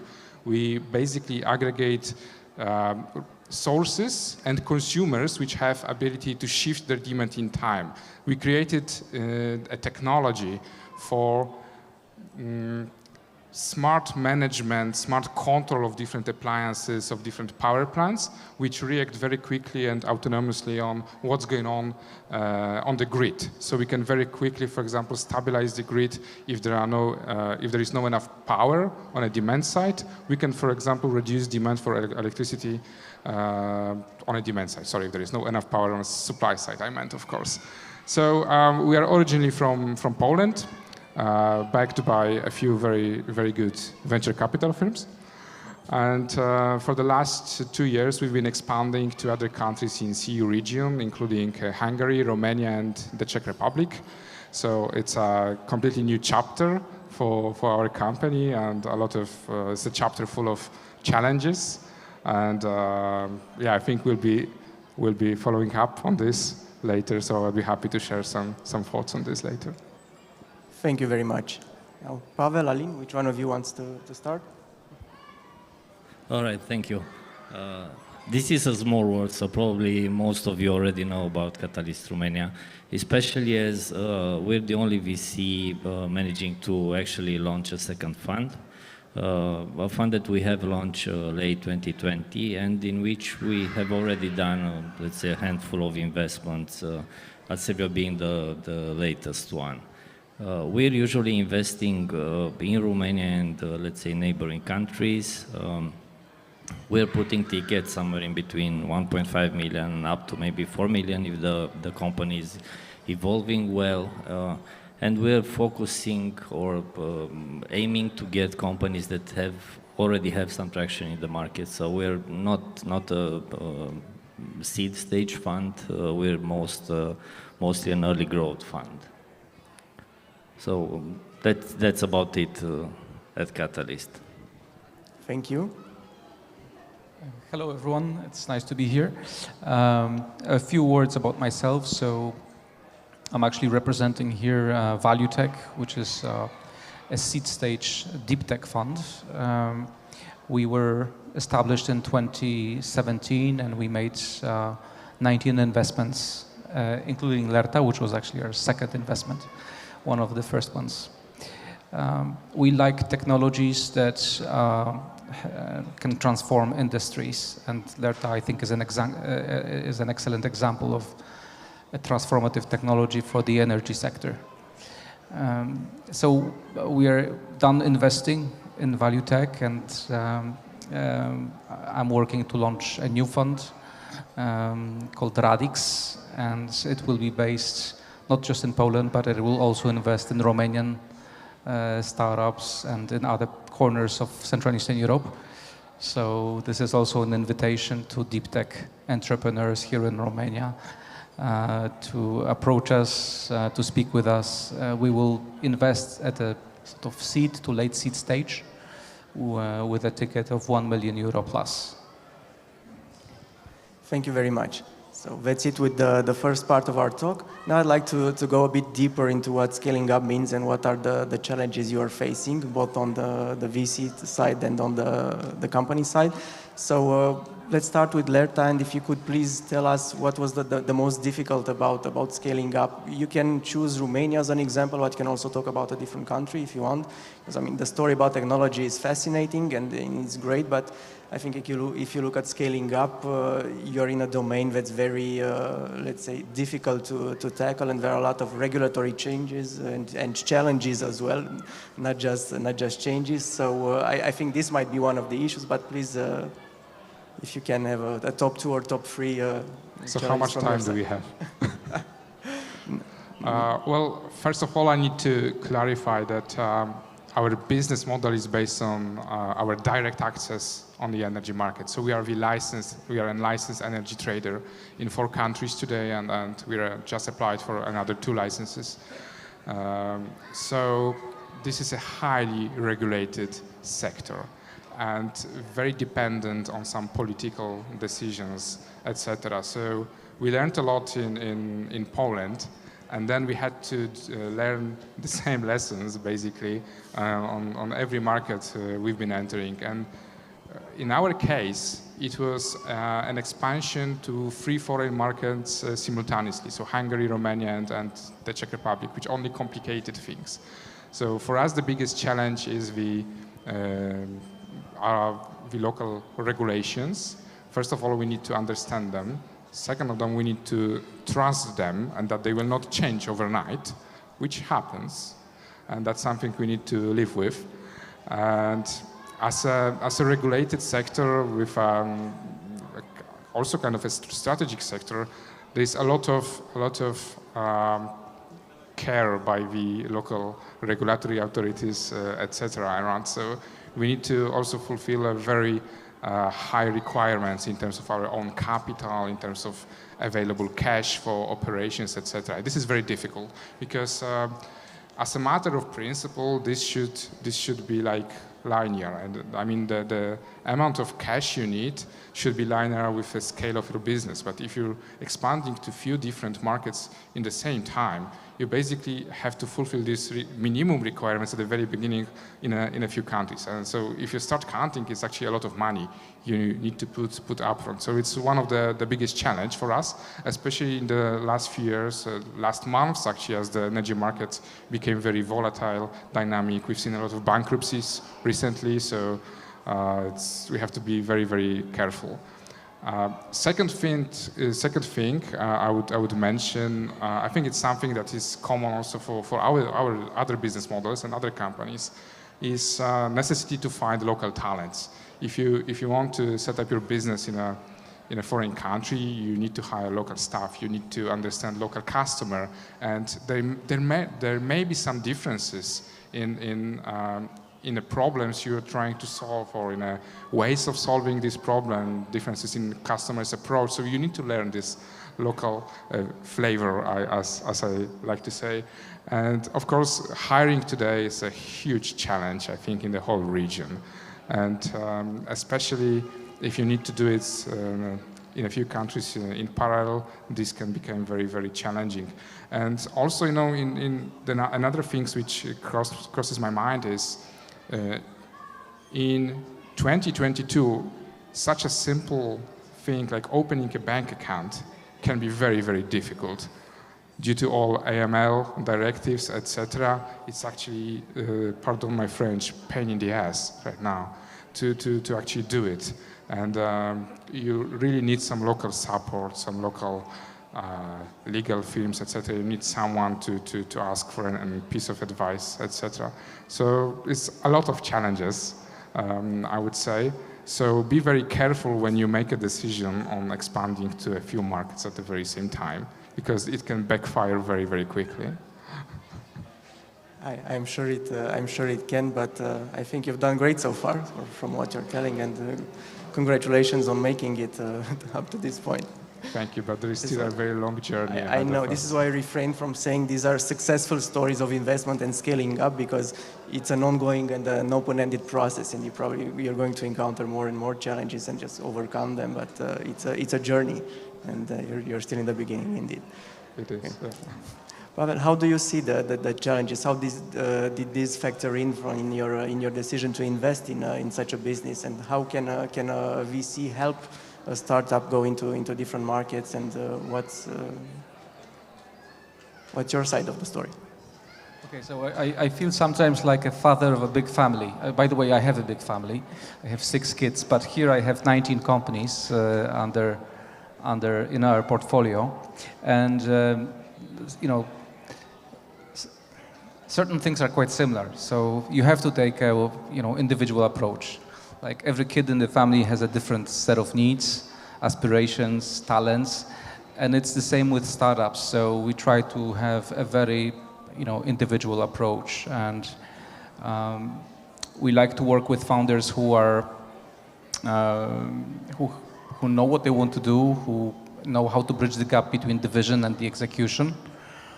And certainly Boris is a great example. But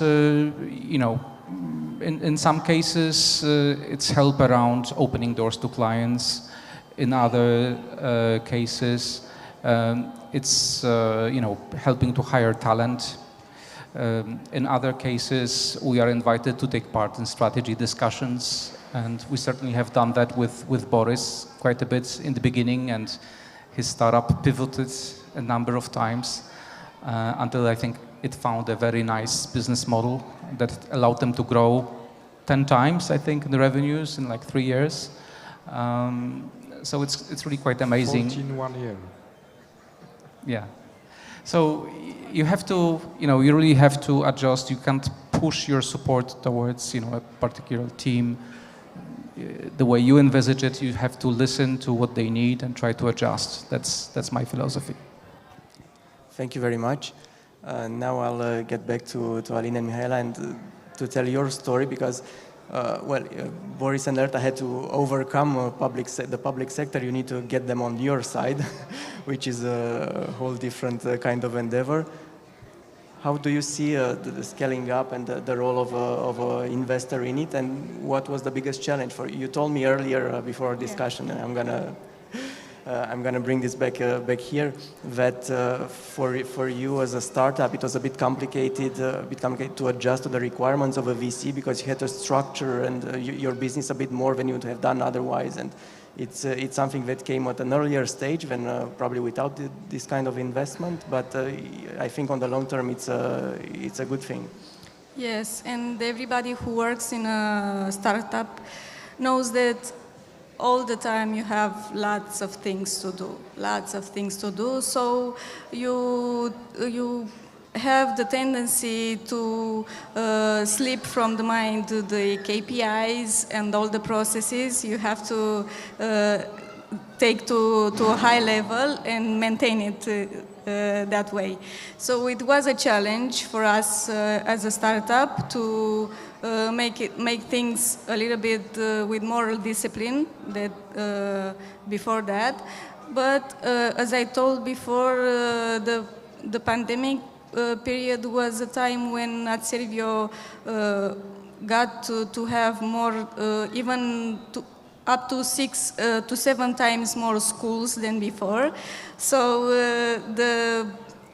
the challenge was to service all the schools, and after that to get all the plans put in the same page with the VC. Thank you. I hear two different stories about two different kinds of parenting. Here a bit more the disciplining. In our case, we're young parents because we've just invested in the company. But just to address what Mihaela was saying, basically, I haven't seen a startup with a proper governance in the company. So whenever we're going, even in the first steps of the investment exercise, we're trying to guide the startups towards, I don't know, some discipline in financial, some discipline in HR structure and so on. So that's one of the, let's say, footprints whenever we invest in startups. Especially in the case of Adservio, which was a company who had a huge boost during the pandemic. So they started with 200, 250 schools and then went up to 100,000, 1,500 in a year or so. So that's a huge effort to scale up in such a short time, especially for, let's say, one single founder company, which is always a problem. But we found a very good chemistry with the founder, with Mihaela and all the other colleagues. And just to get back a little bit to your question regarding the scaling up and different, I don't know, regional or international opportunities, also Adservio has some similar problems as Lerta, because this is a highly watched and regulated industry, education and technology. But it's in our thesis that we invest either in local leaders, which they are already, and some global challengers, which they could become at some point. So yeah, there's some challenges. What we're trying to do is to guide them towards, I don't know, the proper channel partners in different geographies, as Pavel was saying, get the best hiring done in no time. So there's a lot of support besides the money that a fund can bring in a startup. Thank you. And with this in mind, both you and Pavel, do you have any advice for startup founders, maybe in the audience, or people who will watch this at a later stage, about what to do and how to prepare better for scaling up, maybe before even approaching a fund? What are the things you look into when you look at the potential to scale up, especially regionally? Okay, so I think we have a similar story here, that in both cases we actually met through accelerators, right? I think accelerators can be excellent matchmakers, and they provide a good ground for venture capitals and founders to meet and to actually find out a little bit more about who they are they aligned in terms of what they want to do, is there chemistry, is there trust. So I think don't skip that. Don't try to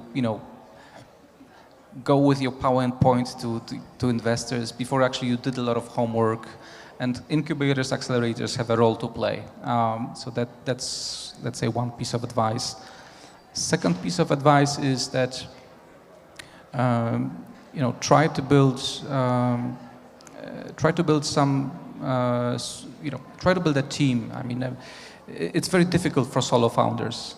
It's a huge challenge. I mean, building a startup is a huge challenge even if you have a group. But if you're alone, it's even tougher. So find somebody with whom you can team up, who can complement your skills, who can help you along the journey. That's certainly something that we are looking at. Are you able to share your vision to other colleagues, to co-founders? So that would be two. I'll stop here. There's more, but yeah. Thank you very much. All right, Alex. Honestly, there are thousands of recommendations that I would make to a startup, but for each of the founders, initially they should realize that going into another market is a big shift in the culture. So they should also shift the culture in their own companies. It's not just to go in the other market and adapt. You, from the beginning, if you're aiming, I don't know, regional or pan-European or global, you should have this kind of culture in your company. So that's one thing that every entrepreneur should consider from the beginning. Then again, there are so many things. I mean, if you're going in a new market, you might be either too early or too late. So you should really assess the right market you're going into. As Pavel said, you should have the hiring done properly, because a new market means new challenges all the time. You should be very disciplined regarding the budgeting, because it's every time it's different than you have budgeted. So you should really be aware of all those things. Thank you very much. That's a bit of a reality check for lots of people, I think, who have very ambitious plans, but a lot of things to put into place before they get there. So how do the startups see this? What would you have done differently if you could have to maybe get this point a bit quicker, knowing what you know now and having the VCs by your side?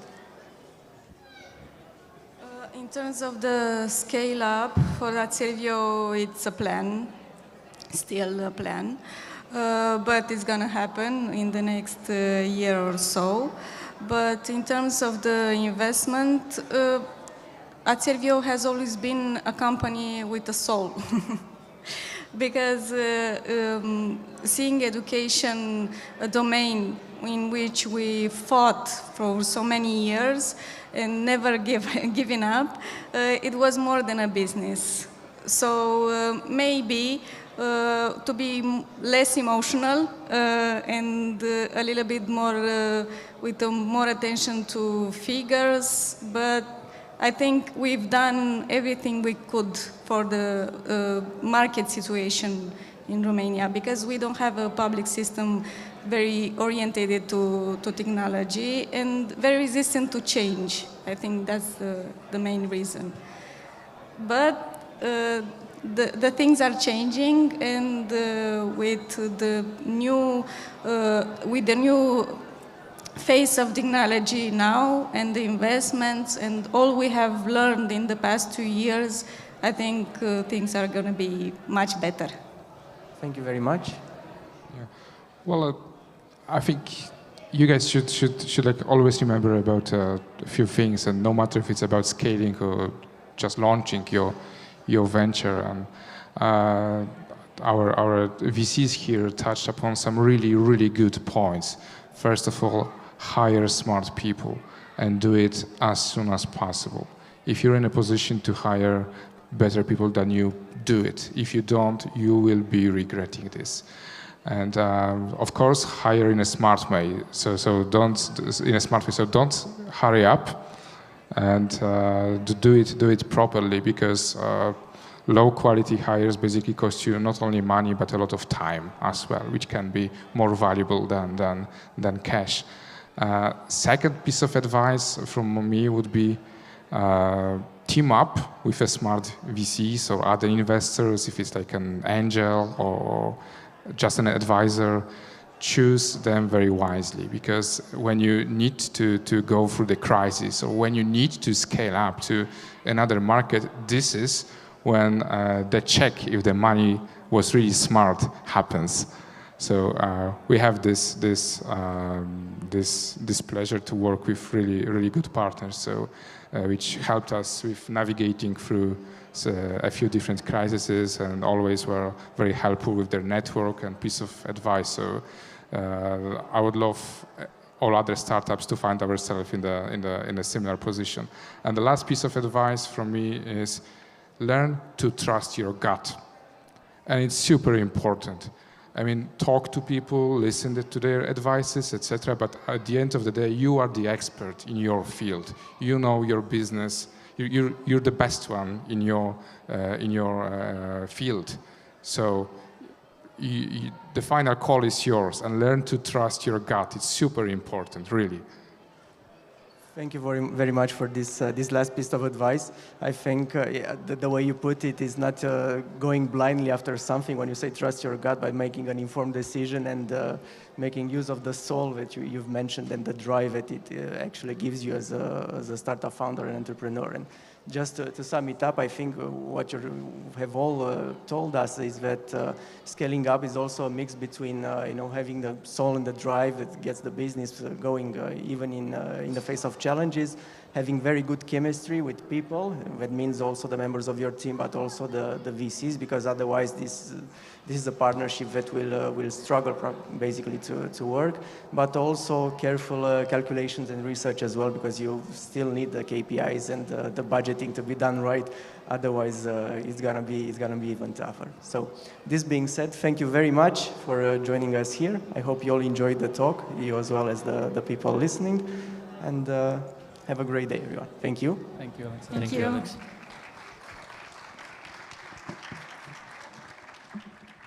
Thank you so much, Alex. Great discussion, and congratulations on how you had the discussion going. I think people are going to mistake you for a journalist at Ziarul Financiar. Thank you very much for this discussion. So if you opened later the stream and you're watching this, please let me refresh the information. You are watching BCR InnovX Demo Day. We are live right now. We had a lot of very interesting discussions until now about one of the greatest projects that was empowered by BCR InnovX. I'm talking about Jobs for Ukraine. We talked about the mega trends in technology, and right now Alex Dinkovic discussed about venture for European scale-ups. And now I think we are all ready for a shot of energy and for the pitches from the startups. And if I say pitches, and if I say startups, and if I say a lot of energy, of course, you know who is going to be right here on the stage. Please welcome Anca Luca, Community Manager on InnovX. Anca, you have the floor. Thank you so much. Hi, everyone. Yes, this is actually my favorite part of the demo day, and this is why it's called a demo day. I mean, I love these panels. I love that this is an international conference, what we're doing here every time on demo day. But, you know, the real superstars are about to go up on this very stage. And you already saw them. You saw them around. You probably did some networking. You know some of them. And if you don't, you're going to meet them. We've also put them over there. So if you don't, you know, if you forget some of the faces, you will remind yourselves very soon about each and every one of them.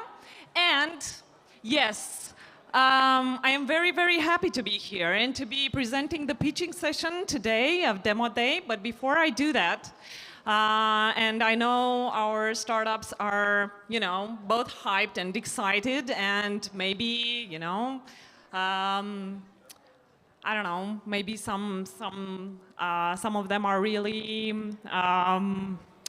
besides looking forward to this, some of them are really tense about this. But I am sure that each and every one of them will make a great job of presenting themselves and their innovation here at Demo Day. And this is very, very important for you guys, that you know that you have friends in the audience and that we support you in every step of the way. So without further ado, I would like to introduce our jury today, to whom I would like to personally thank for being here, for taking the time to be with us at Demo Day. And I will start with Ioana Anca Dobre. She is strategy consultant at BCR. Please give her a round of applause. Hello, Anca. Also, Sorin Vishan, Executive Director IT Solutions from BCR. Hello, Sorin. Thank you for being here with us. Valentin Filip, VP Product Investments from Fortec Investments. Antonella Dragomir, she's Investment Manager at Catalyst Romania. Welcome. Thank you for being here with us. Also, Nikolai Yanev, Marketing Manager at 11 Ventures. Hi. Camila Ratz, Investment Analyst at Impact Ventures. Hello, well, welcome. Give her a big round of applause as well. To Caterina Manley, Investment Manager at Seed Starter. Liviu Munteanu, Founders Bridge. Welcome. Partner at Founders Bridge. Carmen Sebe, Chief Executive Officer at Seedblink. Welcome. Alexandru Bogdan, Chief Executive Officer at Roca X. Hello, welcome. And last but certainly not least, Petar Tsakchev, I hope I pronounced it correctly, Investment Analyst at Launch Hub Ventures. Thank you all for being here today. Thank you, and I hope everyone is ready for this pitching session. And Cătălin Rust, I don't see you. Where are you? Oh, hi.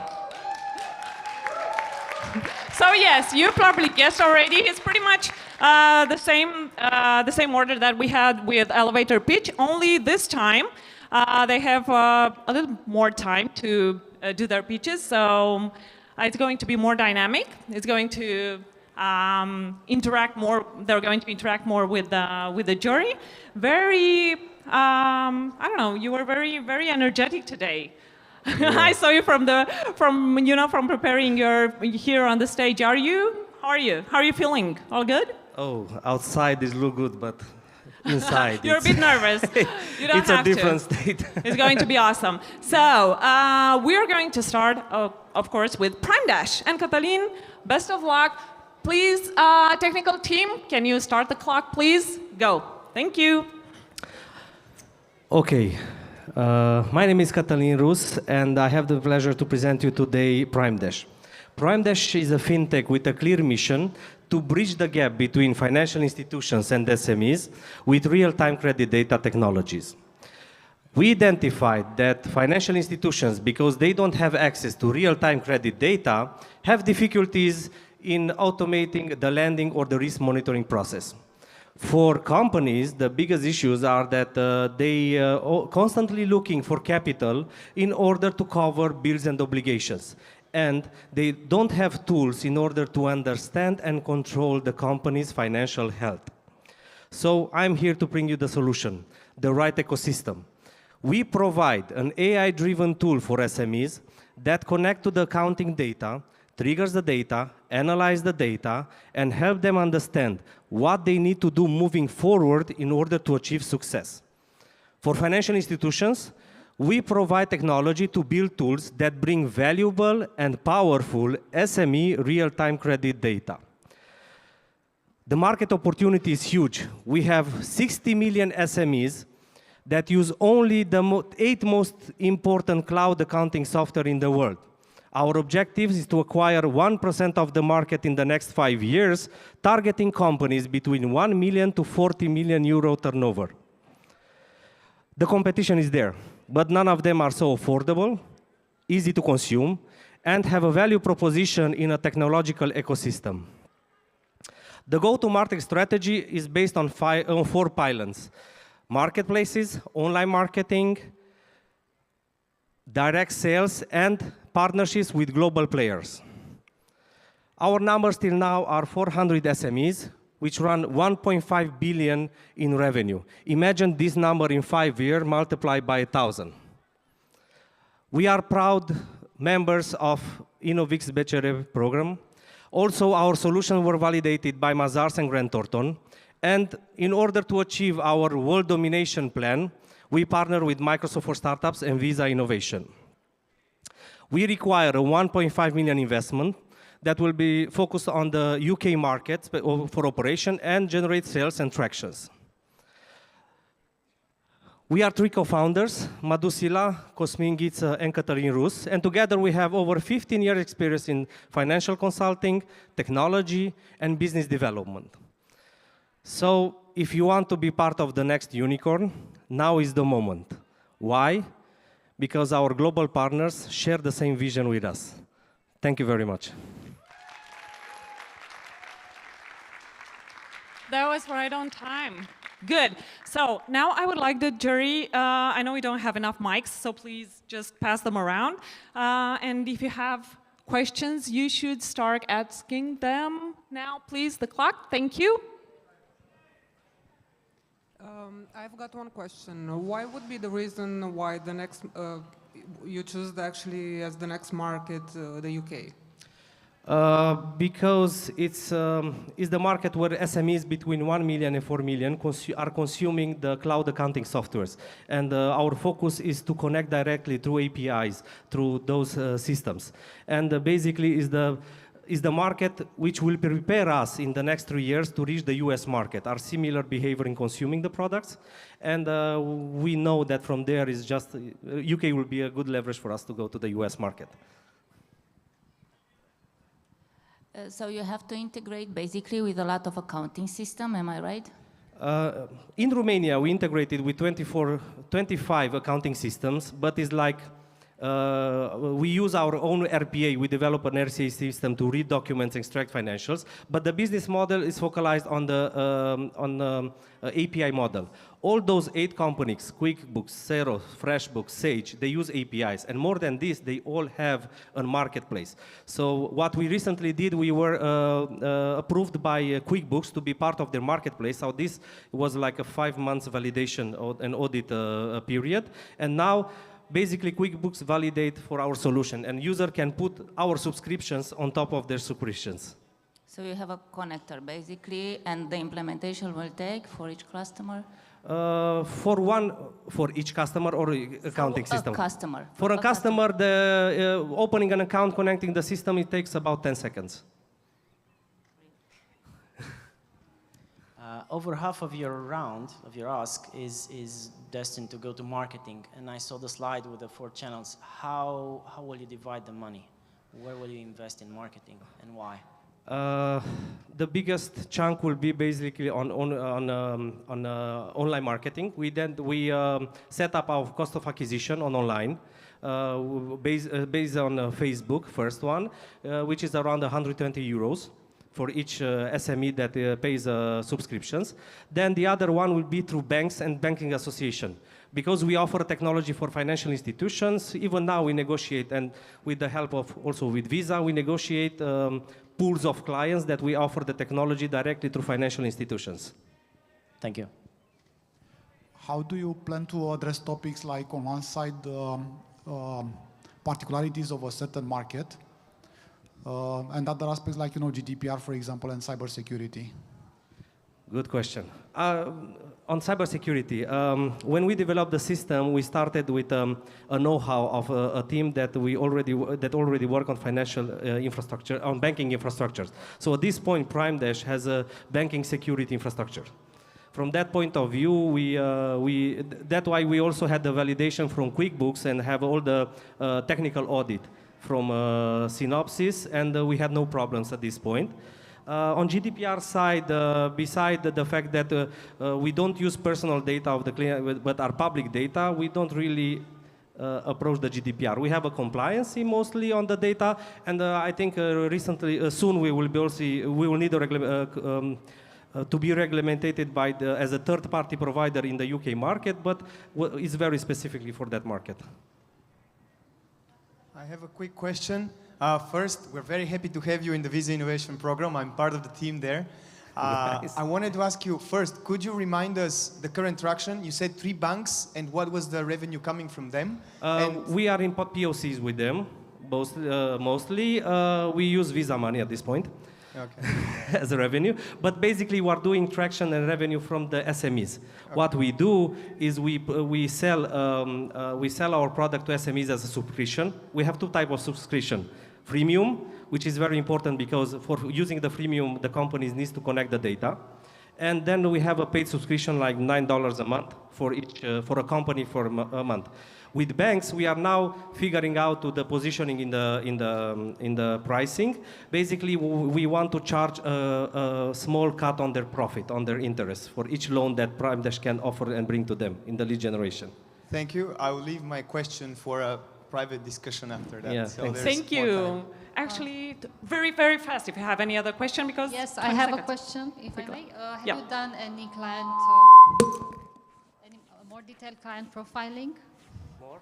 Detailed client profiling you are addressing to SMEs? Yes, good question. We address SMEs between 1 million. We identify that our users are usually companies between 1 million and 5 million euro turnover. So on the UK market and US market, we address those between 1 and 40 million. I'm very sorry to interrupt you, but guys, these are the rules. Sorry. Thank you very much. All right, please. You've already warmed up this stage, so this is awesome. For Dumitru and Bold Experience. Yes! How are you, Dumitru? Tell me you're ready. Please tell me you're ready. Take that mic. Take that mic. I'm ready since 85. Since 85. Yeah. That's awesome. Then, please, guys, help me start the watch because Dumitru is going live on his speech now. Good luck. Yeah, hi, Dumitru is here, founder of The Bold, the platform that sells verified and trusted immersive experiences for any type of event. Do you know this type of cool experiences, interactive installation at festivals? All this cool stuff and immersive experiences, interactive installation, 3D mapping, lasers, it's called by artists new media art. Brand call it experiential marketing. All this know-how have one purpose, to provide greatest experience to end users. So, brands pay to be in front of you, but they have a pain. Pain to find new engaging experiences and pain to define, to receive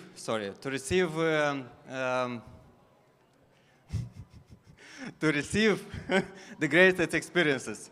So this pain, it's in numbers. It's like 9 of 10 activation has failed because of bad implementation. 3 of 10 is because of poor implementation. And because of that, brands are have more fear to try something new and to introduce new technology.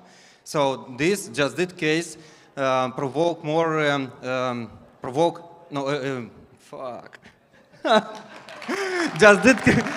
that problem. It's mean in 78 million revenue. Oh, I forgot. Just that problem means 78 million in losses for agency. And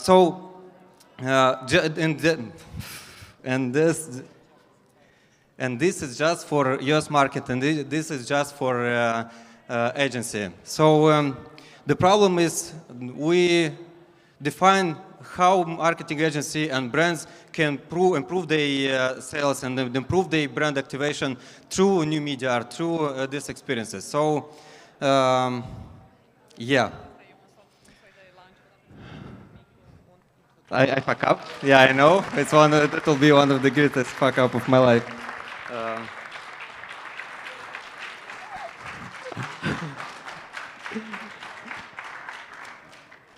Okay, Dumitru? Yeah. Should we start the Q&A? What do you think? What? Do you want to start the Q&A? What do you think? Yeah, I think so, yes. Are you good? Yeah. Yes. Guys, please help me with the clock. Thank you. Questions, please. So if I'm a corporate, who's your target market? Our target market is events and conferences, events and special events. Okay, so I want to make an event. What do you get me? We get you to brand activation. For example, you have a new taste, or for example, your cola, you have new taste. You want to promote it to your target audience. So you need something special to be memorable and to get more emotional touches with your customer. So you're the creative guys. we not create this interaction, but we find the best solution on the market and provide you the best solution what you match with your product or And your how service. do you find the best provider of the... It's marketplace with two sides. We have artists and we have who have the solution, and we try to take the brands on the market who will buy this solution. And where do you generate revenue? Is it from both sides or is it... Yeah. We have two business models. First one is transaction fee. Right now we have already 38,000 euros in revenue, and second one is community club fee. When brands have some idea, they say, "Hi, I need something special," and we can mobilize our community and give them that type of solution through community. Okay, great. Thank you. Thank you very much. So easy. I would be curious that what I'm here. Hi. Sorry. What is the biggest challenge that you are facing now in the? To be honest, the biggest challenge was to accelerate to InnovX. Here we define our problem and the main idea. And right now, in next stage, we'll try to build a platform who will combine these two sides, our artists, artworks, and the brands. Thank you. So you are like Uber for events? It's like Uber, thank you. And who is your competition? We have a lot of competition. Two of them, it's two direct competition. It's New Media Art Platform and Output, but we have strong differentiation between them. First one, it's more luxury, and second one, it's more closer to us, but we have 4 points of differentiation. It's a ready-made solution, it's a crowdfunding system, what we offer to attract new customers, and we use NFT like blockchain and NFT to validate and get sure to artists they are secure and their artwork not be copied or like copy-paste like other images. Do you raise any money now? How much and where the funds would go?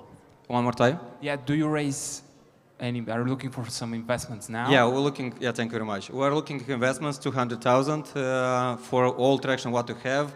And yeah, this, I think I answered, not? Yeah, thank you. And for what? Mostly it's for development and for marketing. I also have one about question. marketing, how are you going to approach this? Thank you very much. One of our go-to-market strategies is to build the strong brand communication, and one of the tools is to be part of a lot of conferences and festivals. For example, we are officially New Media Art platform who will bring the solution to Flight Festival in Timișoara. And also now we have 2 more festivals who will be part of, will use our platform. And we even don't have one line of code, by the way. I also have one question. So how many partners do you have right now in terms of experienced providers, and what's your ambition for the next 5 years? For next 3 years, we have ambition to have more than 100 partners on the platform and more than 250 artwork on the platform. But we talk about the great big artwork because we have scales, different scales of artwork. For example, if we talk about this space, it's a big scale. I answer? Yes. Thank you. Hi, and thanks for the presentation. How will you scale? How will you move this to another market? What are the challenges there? What's your plan? Thank you very much for the question. Our next market, it's by the way, we are looking for two markets. It's Bulgaria and Hungary because they have a lot of festivals and events, and we want to scale up through. First of one, we need to bring more artists, and this way we will create a lot of activity like events, mini events, or community activity. And second one, we work on the community, on the transaction fee. So what we need to have a lot of works who will match, and it's easy to implement. And second one, to have partners who want to try this solution. And it's to bring, it's formula simple, to bring more partners and to bring more not users, but customers. Okay, good luck with that. Thank you. Hey, here. Thank you, Dumitru. I'm sorry, guys, just 4 seconds left. Thank you very much. Thank you. You're good, man. Okay, we are moving on to quick legal. Oh, Luminita, I was looking for you. How are you? You ready? I'm ready. Okay. I'm ready. So I have something for you, which I'm not going to miss the next time anybody's presenting. I know you guys know that this clicker is here, but this clicker, I'm going to hand it to you from now on, just to be sure that you don't miss anything. And I have something to tell you that I don't want the jury to know, but good luck, and please let's start the clock.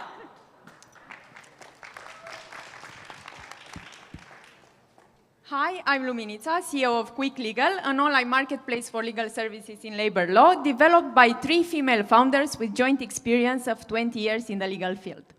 We noticed that in Romania, 6 out of 10 SMEs and 7 out of 10 individuals, when they have a legal issue, instead of going to a lawyer, they go to their accountant or to Google because they thought it would be too expensive, time-consuming, or they didn't know exactly to which specialized lawyer to go to. On the other side, lawyers also have a problem. They have limited time for networking and legal restrictions for advertising their services. So how do we solve these problems? Currently, there are forums offering unreliable, outdated legal information, or you call a friend and he recommends you a lawyer who may or may not be specialized for your legal needs. So we believe that now is the perfect time to make a change and digitalize the legal services. Why now? Because in the last year, legal platforms were regulated, both at EU and national level. Why a focus on labor law? Because following the pandemic, more than 400,000 employment contracts were terminated, unemployment rates skyrocketed, and currently SMEs are in a fight for talent. So we believe that now is the perfect timing for Quick Legal, an online marketplace for legal services in labor law. So how does Quick Legal work? Simple. First, you ask your question, then you get instantly matched with the 3 most suitable lawyers for your needs. You pick one of them, you schedule a meeting, and you have the 15-minute free chat with the lawyer. If you like him, you can go on. So what makes us unique? The in-house developed legal matchmaking algorithm, the 15-minute free chat with the lawyer, AI assistance and virtual office in the future, and easy scalability of the product. As the market is young, none of the competition matches our offerings. We are addressing the lawyers, SMEs, and employees in Romania, this being a 4 billion euro market.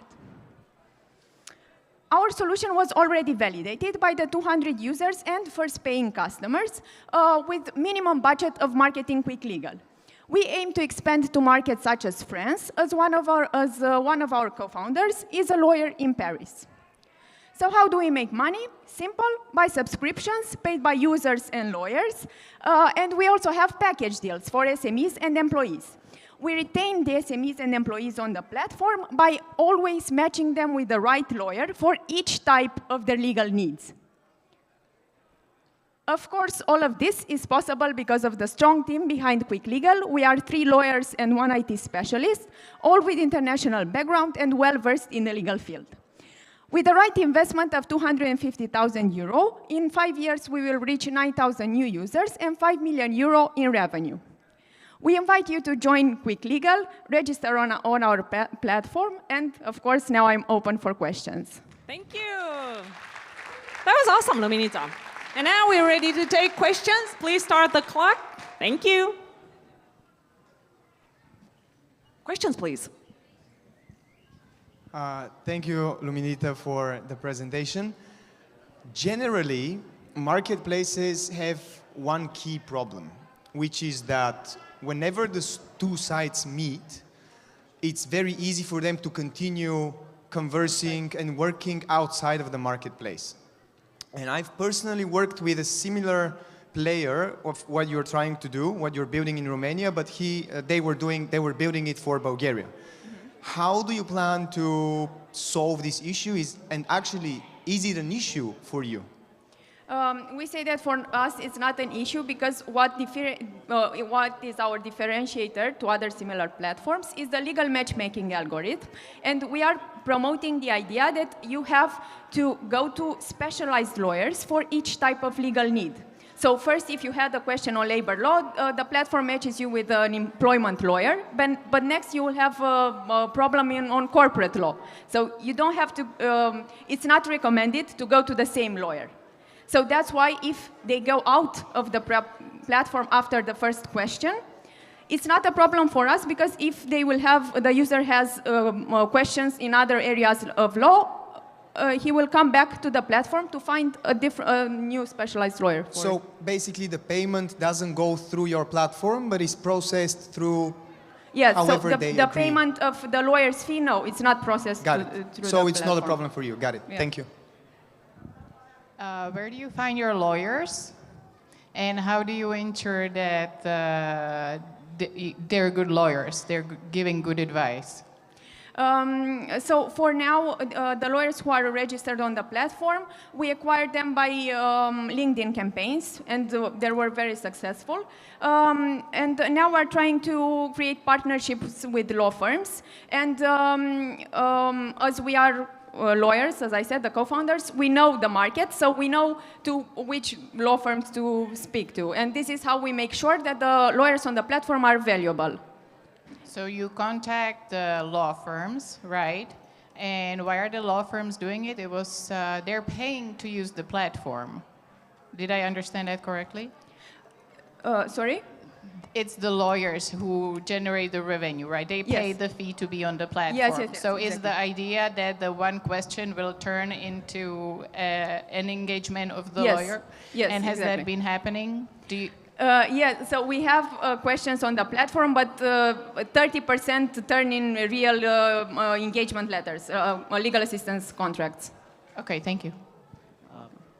If I may, what's the frequency of use? This is a question and metric regarding to the supply, to the demand side of the marketplace. What's the frequency of use? How often does a company need to use your platform?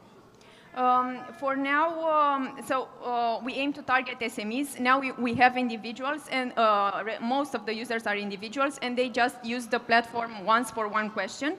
But for SMEs, for example, we noticed that they use once or twice a month. That is very high. So that means your marketing and your marketing spend is going in the correct direction.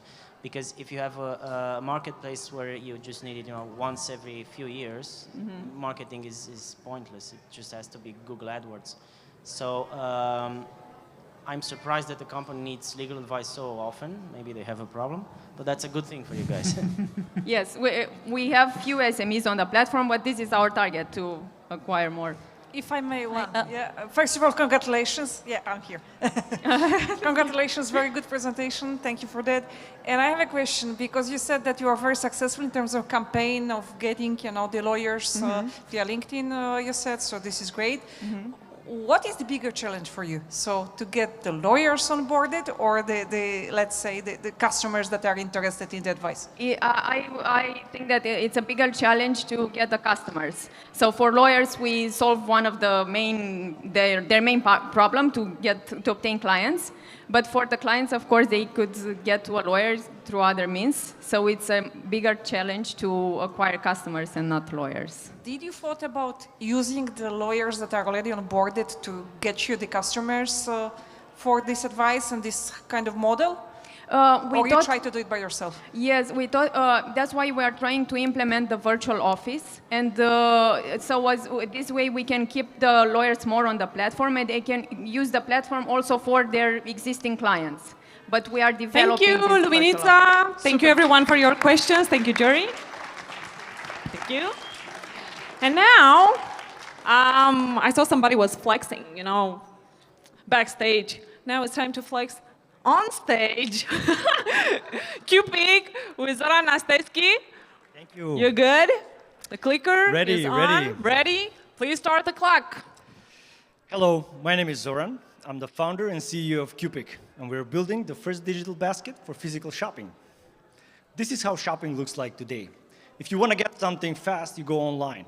But if you want to feel and touch the product and have the shopping experience, you go to a store or a shopping mall, right? But the question is, how do we merge these two experiences, these two processes into one seamless shopping experience? This is the reason, yep. Okay, here we go. This is why e-commerce giants like Amazon are investing in physical locations. And they know that the future of shopping is hybrid. They know that the shopping experience will be mobile first. I love this picture. This shows the future consumer right here, right now. People are in their phones.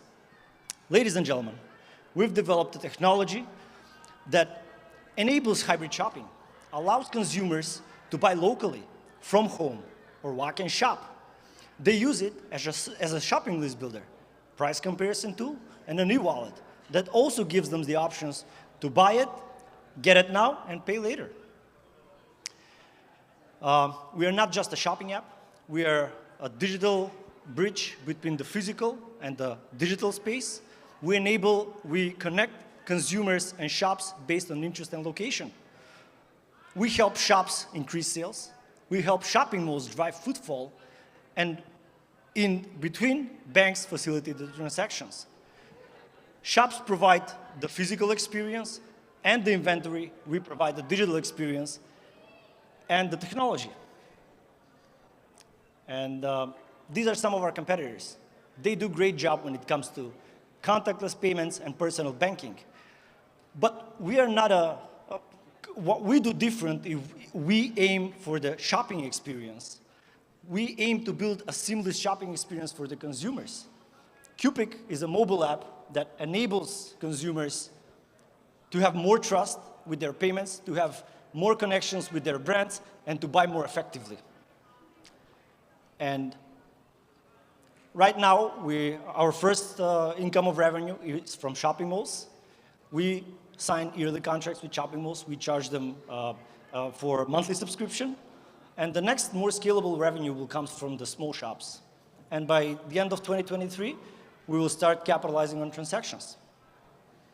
The EU market space, the EU retail market space, is one of the largest retail market spaces in the world. But we are not excluding MENA and Southeast Asia. Shopping malls and physical shopping is really strong there. And by the end of 2023, as I mentioned, we're going to connect 100 shopping malls in the region and 100,000 stores. This is the team. We've been working together for 3 years already on Cupic. Some great people have joined us to advise us, and some great organizations invested in us. Zoran, your time is up, but I'm sure you can, share with the jury the rest of your story during the Q&A session. So please start the clock. Questions, please. Can you share some information about your revenue so far, apart from the distribution? Yeah, so we just, first we started charging the small shops. Now we give it for free to the small shops. And we discovered the opportunity with the shopping malls, so we charge shopping malls. We just signed our first shopping mall in Poland. And yes, this is the number that we are receiving right now. And this actually makes us profitable. You're the only one that's seeing it, so sorry, can you share the number? So we're making 6K MRR right now.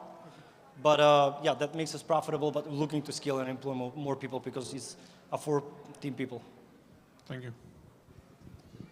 What's the activation moment for the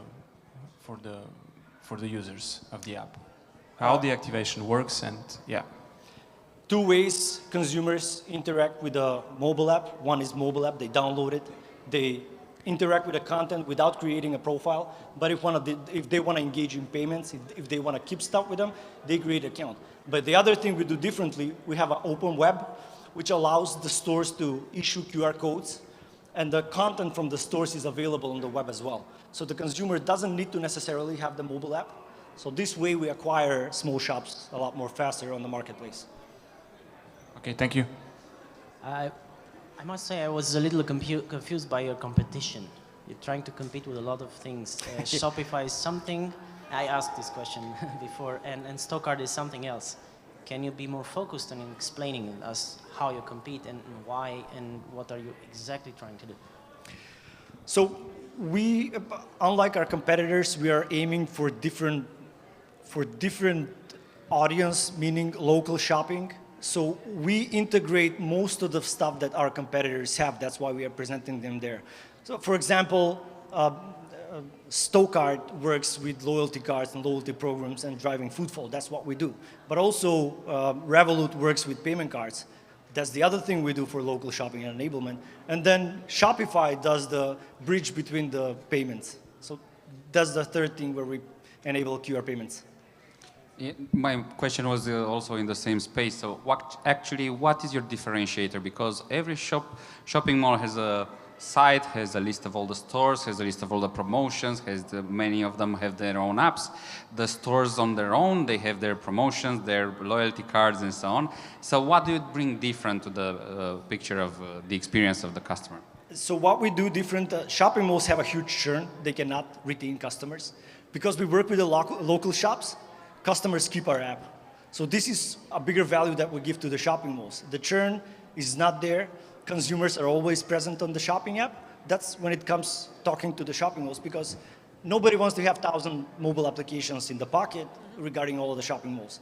But if we unite the market, it's one place where consumers stick. Okay, and an additional question, you have 6,000 MRR, but what is your engagement? So compared to the footfall of the shopping malls that you are serving, what is your percentage of penetration to the customers? In a sense of how fast do we acquire the customer? How many of the customers are using the apps, and how many of them are actually active on them? So 60% of the people that download the mobile app are active every single week, 3 times a week. So to answer that, it's in a feature they use their loyalty cards with us. So they most of the time use the loyalty cards because we work with a whole city level retailers. So it's a pretty good stickiness level on the consumer side. Thank you. I have one more question because I didn't get one part actually. So the Please. customer is uploading the app, using it, it's clear, it's all fine, yeah? But how the money flows from, you said you are signing a contract with the shopping mall. Shopping mall is like a bunch of small shops, inside. So how the money flows? Because this, I didn't get it. Shopping malls do not go into the money part. Shopping malls charge the stores from revenue. Shopping malls, what they want to do, they want to be digitally more viable for the visitors. They want to be digitally more compatible with the local shopping malls. So for shopping malls, is not that part that we're solving. We are solving totally different things like driving footfall, providing the digital experience in the shopping mall when the shoppers are there, and a bunch of analytics. Okay, clear. Thank you very much. And last question, which is the shopping mall in Poland that you signed the contract? Domar. Okay, congratulations. Thank you. Quick question and quick answer. Last very quick questions. How many contracts with shops or supermarkets do you want to sign, or malls? So malls give steady revenue to the 4 company. seconds, say it fast. How many? 100 shopping malls by the end of 2023, and I think we're going to work with 100,000 stores really fast by the end of 2023. Thank you. Thank you so much. Thank you so much. Sorry for the extra pressure, but, time's up. Okay, guys. So our next superstar this evening is Guidify. So, Paul, here's your clicker. It's my duty to do that. There's your mic. Please start the clock. Hello. Now, are you ready? Yes. Go. Hello, 1 second. So, hello, I'm Paul, CEO of Guidify, and with my amazing team plan to solve a problem that we all had at least once. And the problem is that we don't read instruction manuals. In this digital age, when you get a new product, you're greeted with a big paper manual, and usually you're forced to read between the lines on how to properly use it. So we find this as a problem and an experience breaker. Manufacturers, on the other side, find it difficult to stay in touch with you after purchase. They usually don't know how you use the product or what problems you may have. In fact, most of the times, instead of building a post-sale relationship, it ends up with a breakup. So we created Guidify, a platform that helps the manufacturers to transform the PDF manuals into an enhanced digital app. The process is simple. They upload their PDF manual, generate the app, creates user guides, and enhance it with modules. After this, they get a QR code, they place it on the product, and when the client scans it, they get instant access to their digital manual. Clients get a new experience, and the manufacturers the ability to keep track and contact with their clients. For the manufacturer, the digital manual is just the tip of the iceberg, because it can be used as a post-sale tool, gain deeper insights, promote other products, or just run targeted campaigns. But for the client, it's a new, rich, and interactive experience. It's always at hand, helps the environment, and we also plan to make it more accessible for those with certain disabilities. Even if everyone that provides instructions is a potential client, we firstly focus on 4 major industries, such as electronic and medical devices, household appliances, and beauty products. But our solution can be also easily expanded to new potential markets, such as offline events, and provide employers training. We charge a monthly fee based on the number of products. We also have a free version and plan to provide this service in-house for the clients with multiple products. We just started, but managed to onboard a couple of clients and started discussions with some major companies that saw the potential. So, as you can see, or not quite, I don't know why the slide. So, as you can see, we are not the only ones, but definitely few. And actually, we are the only ones that work with the PDF manual. And this because we are looking to build trust for our clients that the generated app is still legally compliant. Thank you, and come on. Paper manuals in a digital age should change. We kind of cut trees to print instructions that nobody reads. Thank you, Paul. Okay. Right on time, okay. I guess. But come on, it's Q&A time. More time for you, right? Thank you very much. Yes, Let's of hear course. it, guys. Thank you. Questions? I have a short question. You mentioned PDF, so this is like a virtual version of traditional manual, yeah? Do you have an option, like, for example, my son is usually using, YouTube to search for the videos that you can follow, the instruction in a virtual way, but this way. So not reading the text, but actually looking at the video. Yes, we also think about this feature for those with disabilities, right? Because there are a lot of people that are blind, but they don't quite see the instructions of new products. Or they they're also lazy. get. So we plan to make this feature as a text-to-speech function. Okay. Thank you. My question was partially overlapping with this one. Every time I see the competition slide where you check all the boxes, I ask, what are some boxes that the others check and you don't have? What's a cool feature that you want to implement and the others already have? Well, firstly, they have 2 years in front of us, so their solution is way mature than ours. But I think we go into other direction, because most of them, as a differentiator, they focus so much on the experience. So they ditch the product manual and go to build a new unique experience for the users.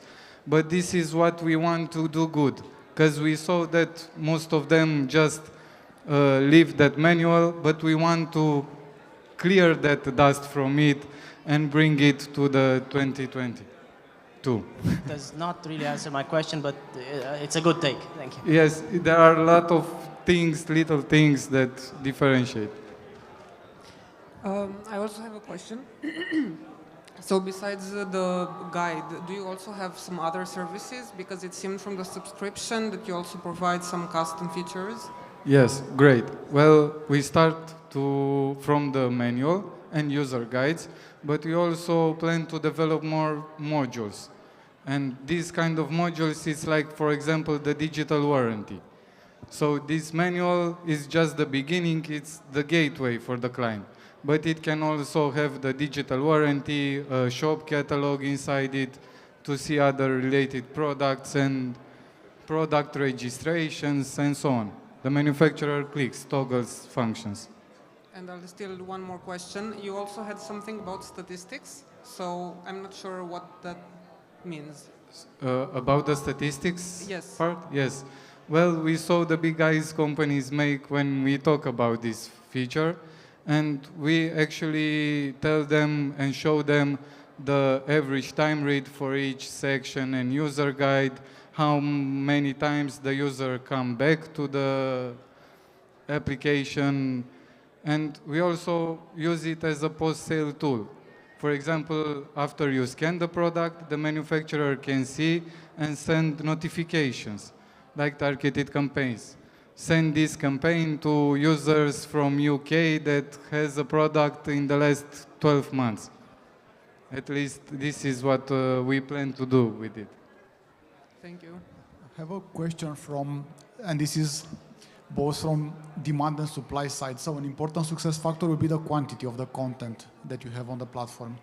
So because having on just 10 companies doesn't make sense from a quantity point of view. So how do you plan to acquire not 10 companies, but 10,000 companies, or increase by order of magnitude the size?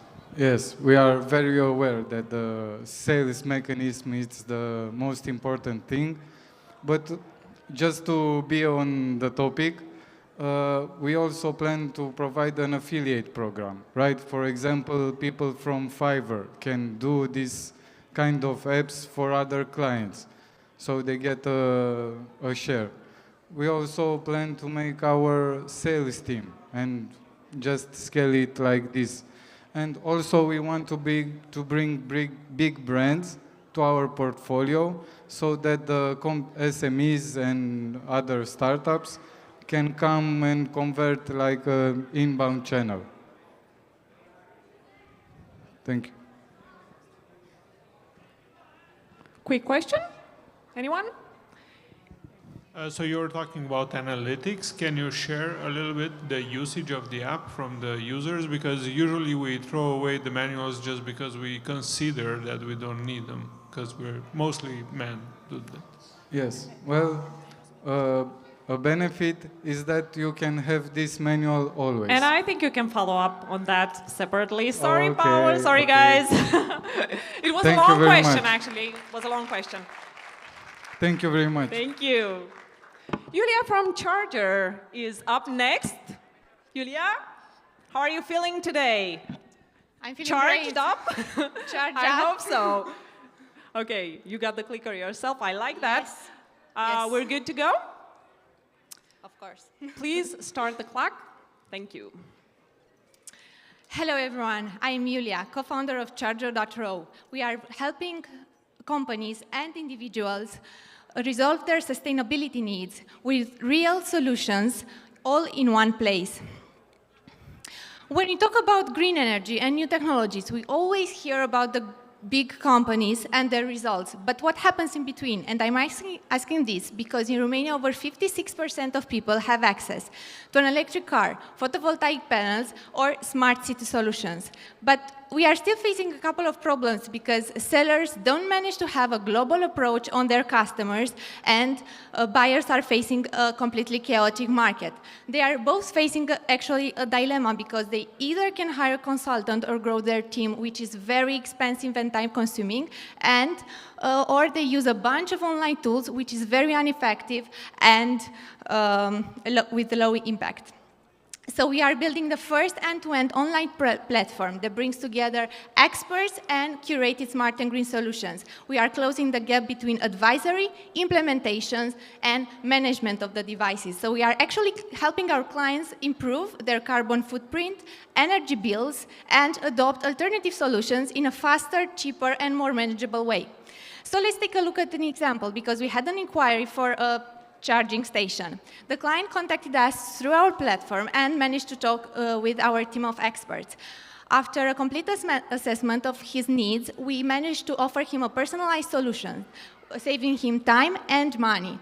After that, we matched him with the right electric engineer to implement his solutions, and right now he is using his charging station and actually understands it. And in time, he will always also be able to track in real time his impact.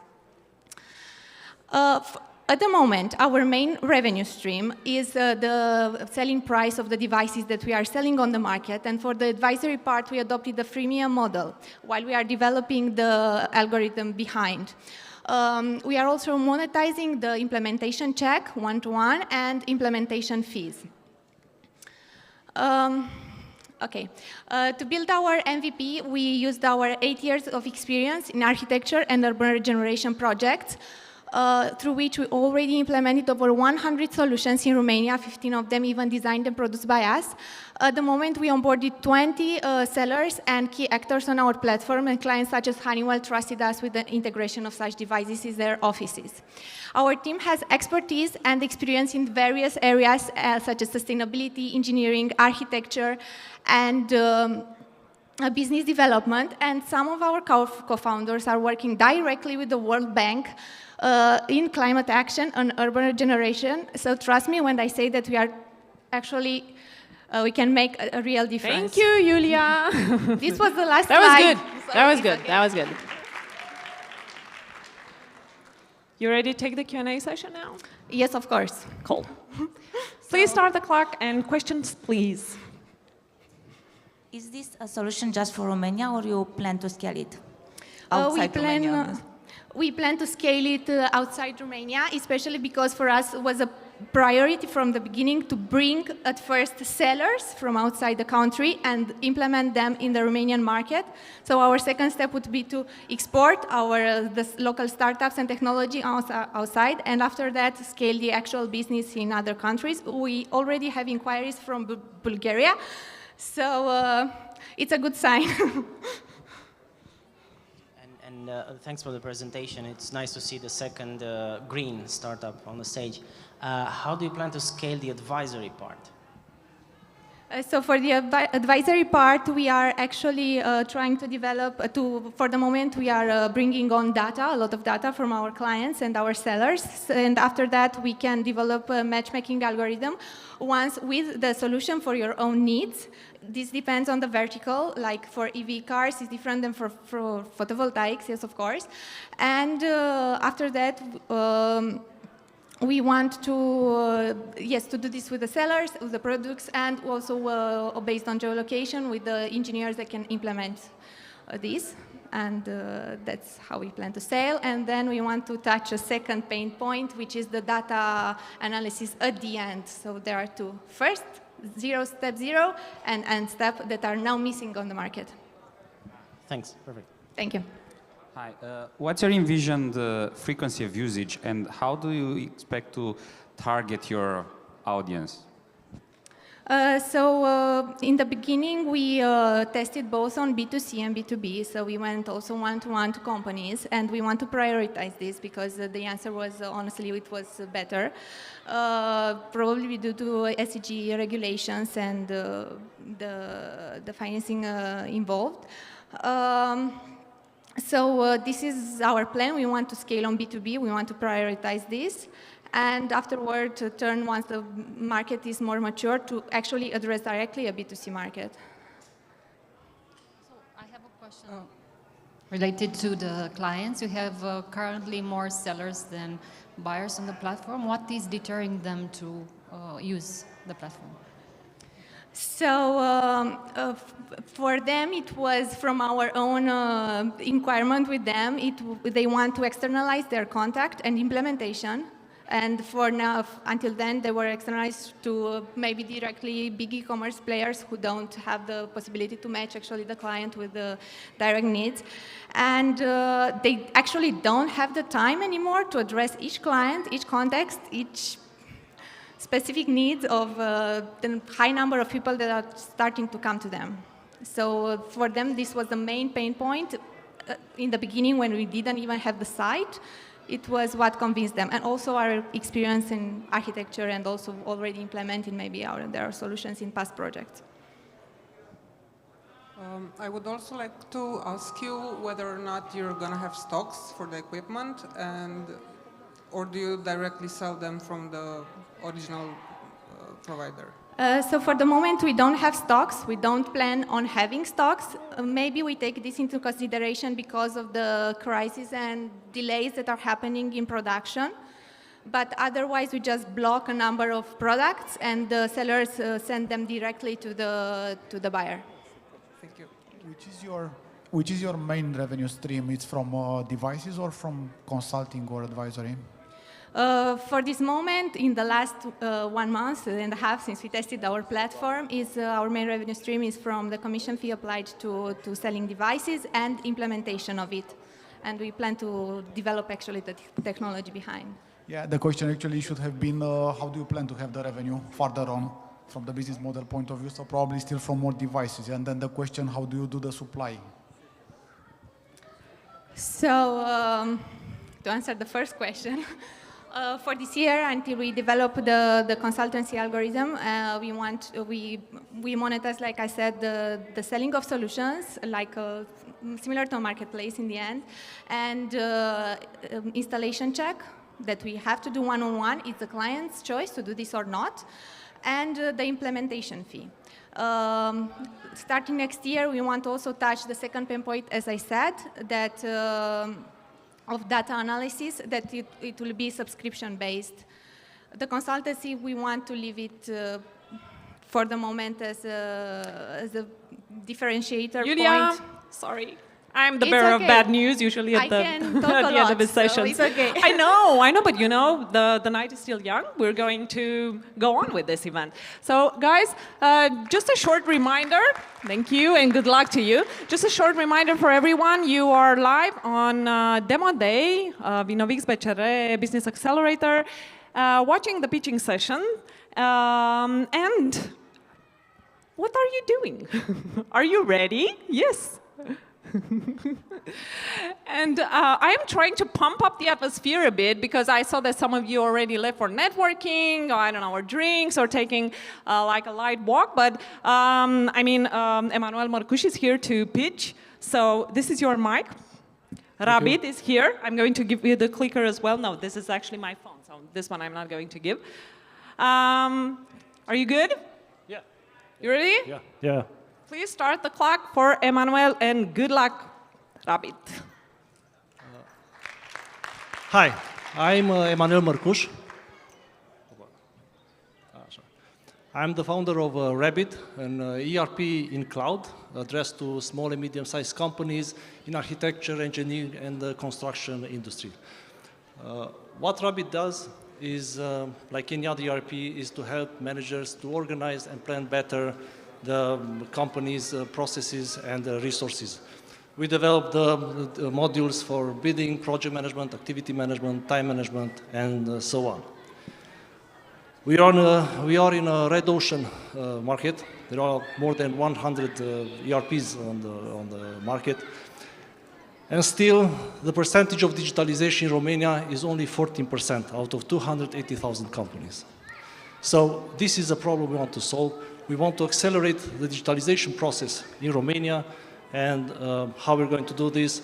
We created a system which is ready to use in just one-day configuration.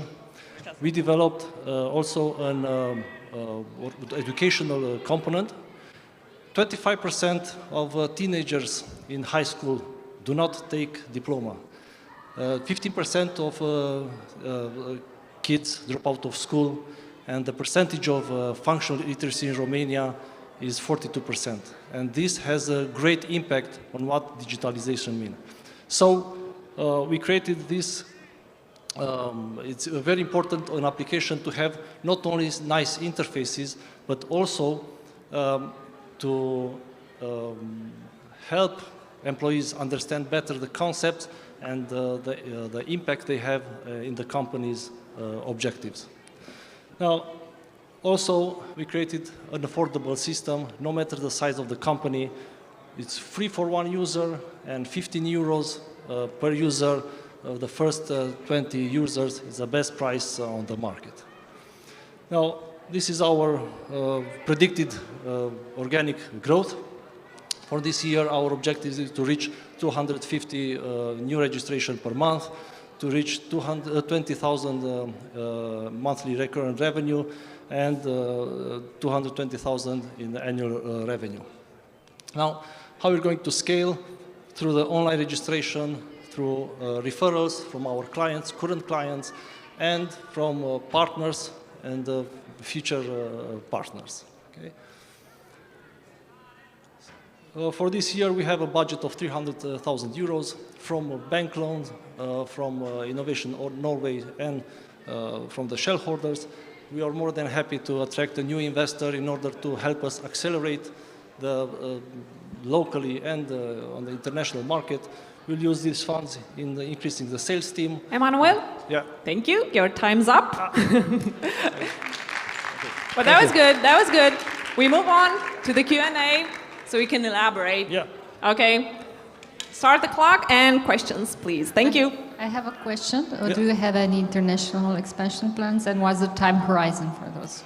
Well, we do have a plan for the next 2 or 3 years, but we are not in a big hurry to put it that way, because Romanian market already has a huge potential. As I said, only 40% is digital, and this is just the SMEs. Okay, so but yes, in the next 2 or 3 years, this is why we created the partnership program in order to help us scale. We have a white labeling program, we have a strategical program, and yeah, so it was developed for the scaling internationally also.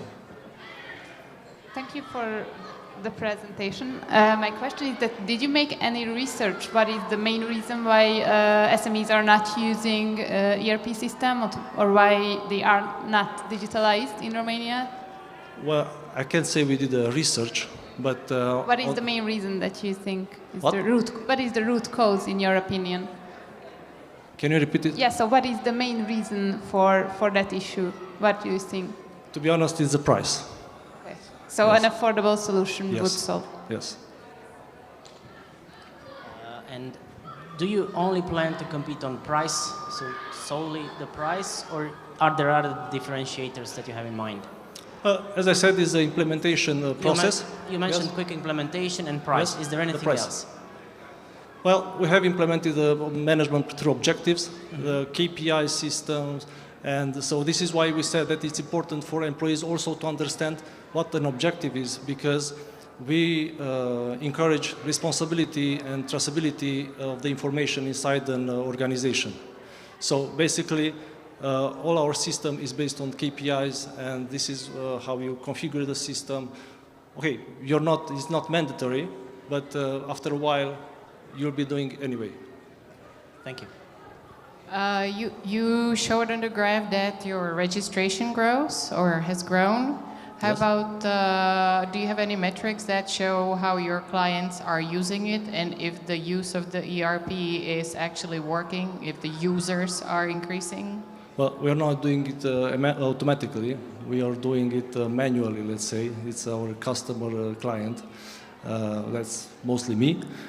So I'm having a lot of talks with the current client, and we're getting a lot of feedbacks. So even if we are ready to scale, we have developed most of the features, but we are still getting, this is how we built actually the platform.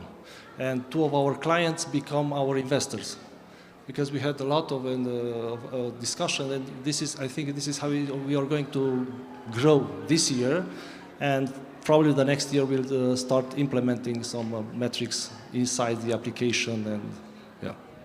Emmanuel, thank you for the presentation.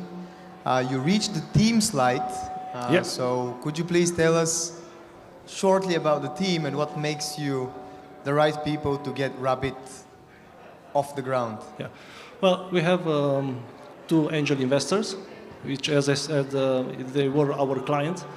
We have a board of advisor, which is on the process sales, on strategy, and on marketing. And then we have a team of consultants helping us regarding KPIs, management through objectives, PR, and so on. And we have a development team of 8 people, 3 developers, 2 UX, 1 on operation, and me on sales and SEO. Yeah. What are the biggest opportunities and threats that you see to your business model? Well, the threats are the big players, because in the next 5 to 7 years, I think everybody's going to be in cloud and software as a service. So we are trying to hurry this process in order to be not necessarily the first, but to be there when the other competitors will be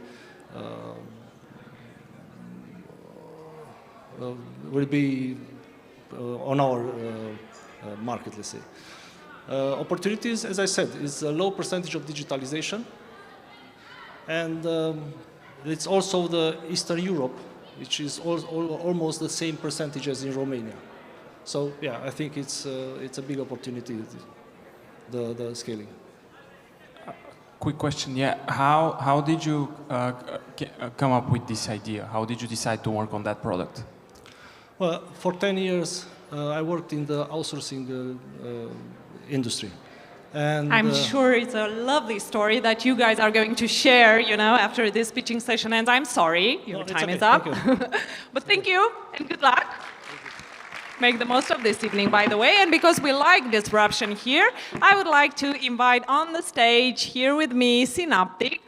They have a very special moment prepared for us, so I'm going to make some room for them. Guys, there's the mic, here's the clicker, whatever you need, you have here. Thanks for Good the luck. awesome introduction. So yes, would it have been a proper demo day without a proper demo? We at Synaptic think not. So we prepared something special for you. How is it going to happen? Everybody knows I have 3 minutes for my pitch. While I do that, my colleague Remus, which is a radiation oncologist and member of our medical team, will have 3 minutes to do a task that usually takes hours. After I'm done with my pitch, I will catch up with Remus and see how we've done. So Remus, are you ready? Yes, for sure. Let's go. Cool. We don't have much time, so let's begin. I'm Lucian, lead engineer at Synaptic. We use artificial intelligence to optimize radiotherapy treatment planning. Radiotherapy is one of the most effective and common ways to treat cancer. More than 50% of cancer patients get prescribed radiotherapy at least once during their treatment. And yet, in Europe, 1 out of 4 cancer patients don't even make it to the table in the end. And the ones that do have to wait for months to get their crucial treatment.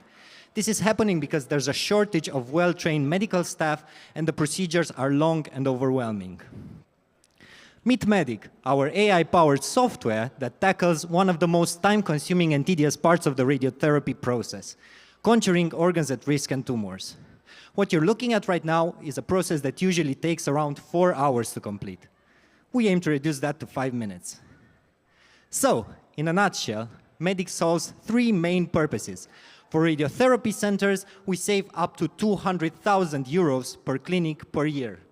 For medical specialists, we're taking a process that takes long and hard hours and reduce that to the order of minutes, letting them focus on what matters most, saving more patients.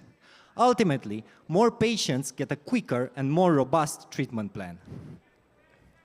We address both private and public radiotherapy centers, and we offer our software both as on-premise software and as a cloud service. In 5 years, we aim to have sold around 1,700 licenses. So who are we? We are a team of 15 dedicated people with experience in cancer research centers, studies and PhDs in machine learning and artificial intelligence, experience in business administration, finance, marketing, and on top of that, we recently built a team of dedicated medical specialists to help us, from curating our data sets to providing valuable feedback on our software. We started to work on our journey in 2020. Since then, we've achieved some great milestones. We attracted funding, we signed the first contract with a chain of 4 radiotherapy centers, and we took part in 3 of the biggest expositions in the world. We've achieved a lot, but there's still a lot ahead of us. Our biggest goal right now is to obtain the European certification, which would allow our software to be sold all around Europe. We still need a seed investment round for research and development purposes, as well as potential partners and future clients. Finally, let's all remember that saving time saves lives.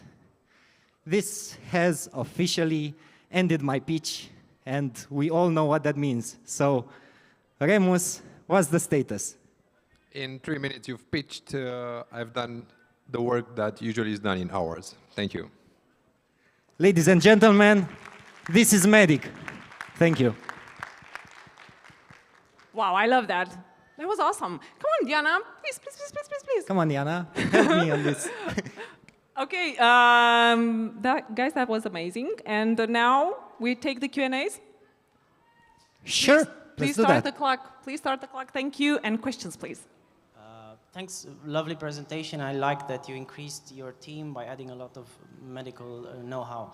How about sales? I haven't seen that. How about reaching out to hospitals? Who's in charge of that in your team, and how is that going? Do you want to take that? Yeah, so we are in advanced discussions with some clinics here in Romania. We have a signed contract already with MedEuropa, and we are, when I said advanced discussions, there are around 10 clinics that we are almost signed with. My question was, who is in charge of sales in your team? It's me and my colleague Roxana, and our colleagues from the medical team. They of course support us because they have, you know, a heavy saying in all that we do. Obviously, thanks. Thank you guys for the presentation. I wanted to ask, you mentioned that you save up to 200,000 euro per center. How do you exactly do that? Is it the amount of hours they save, or is it because they are currently using other softwares which cost more than yours? What's the model? Okay, so what happened is we did a market analysis in Europe, and we found that there are 1.8 million cancer patients in Europe each year which need radiotherapy, and this happens in around 1,400 centers. So it means 1,300 patients per center. Now, for each patient, a doctor requires about 4 hours of work.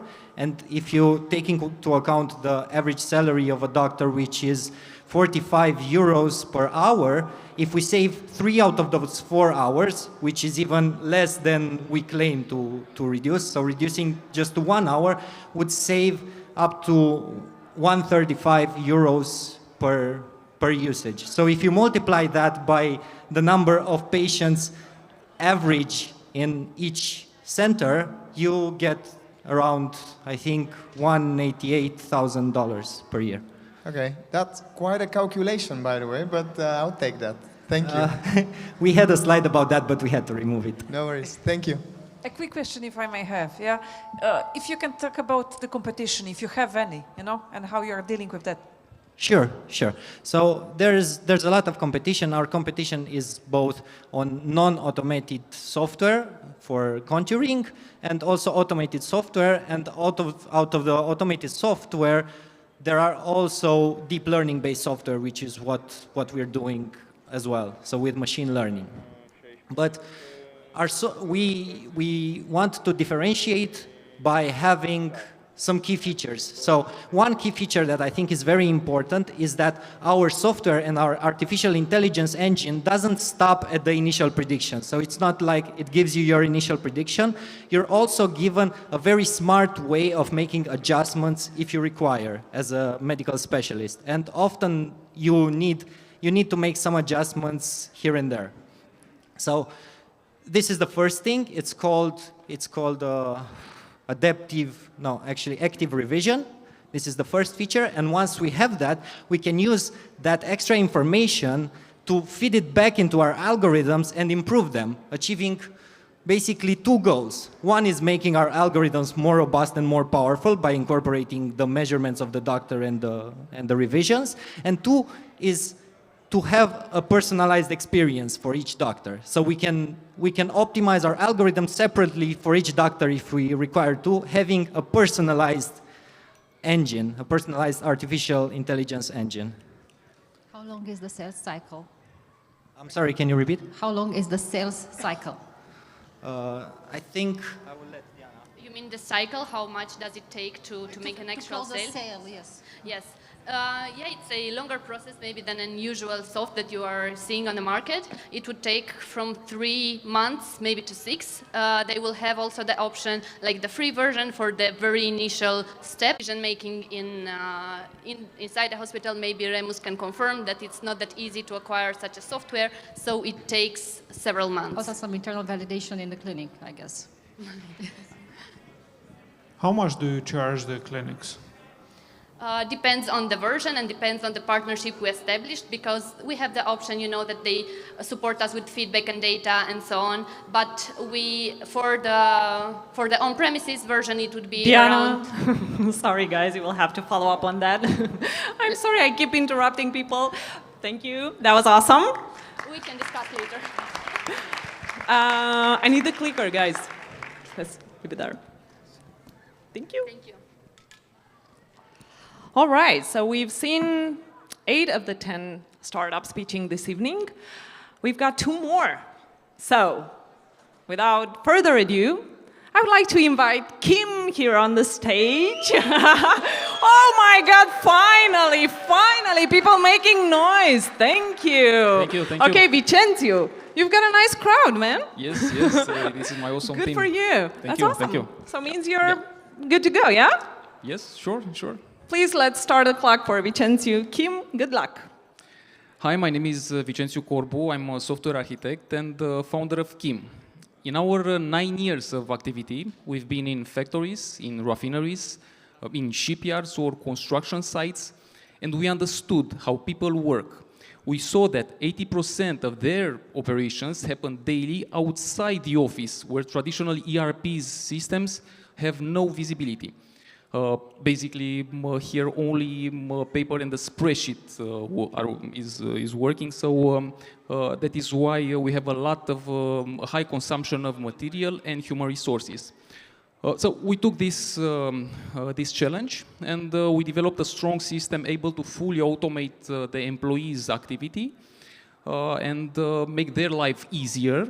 But very important, regardless their IT knowledge or age.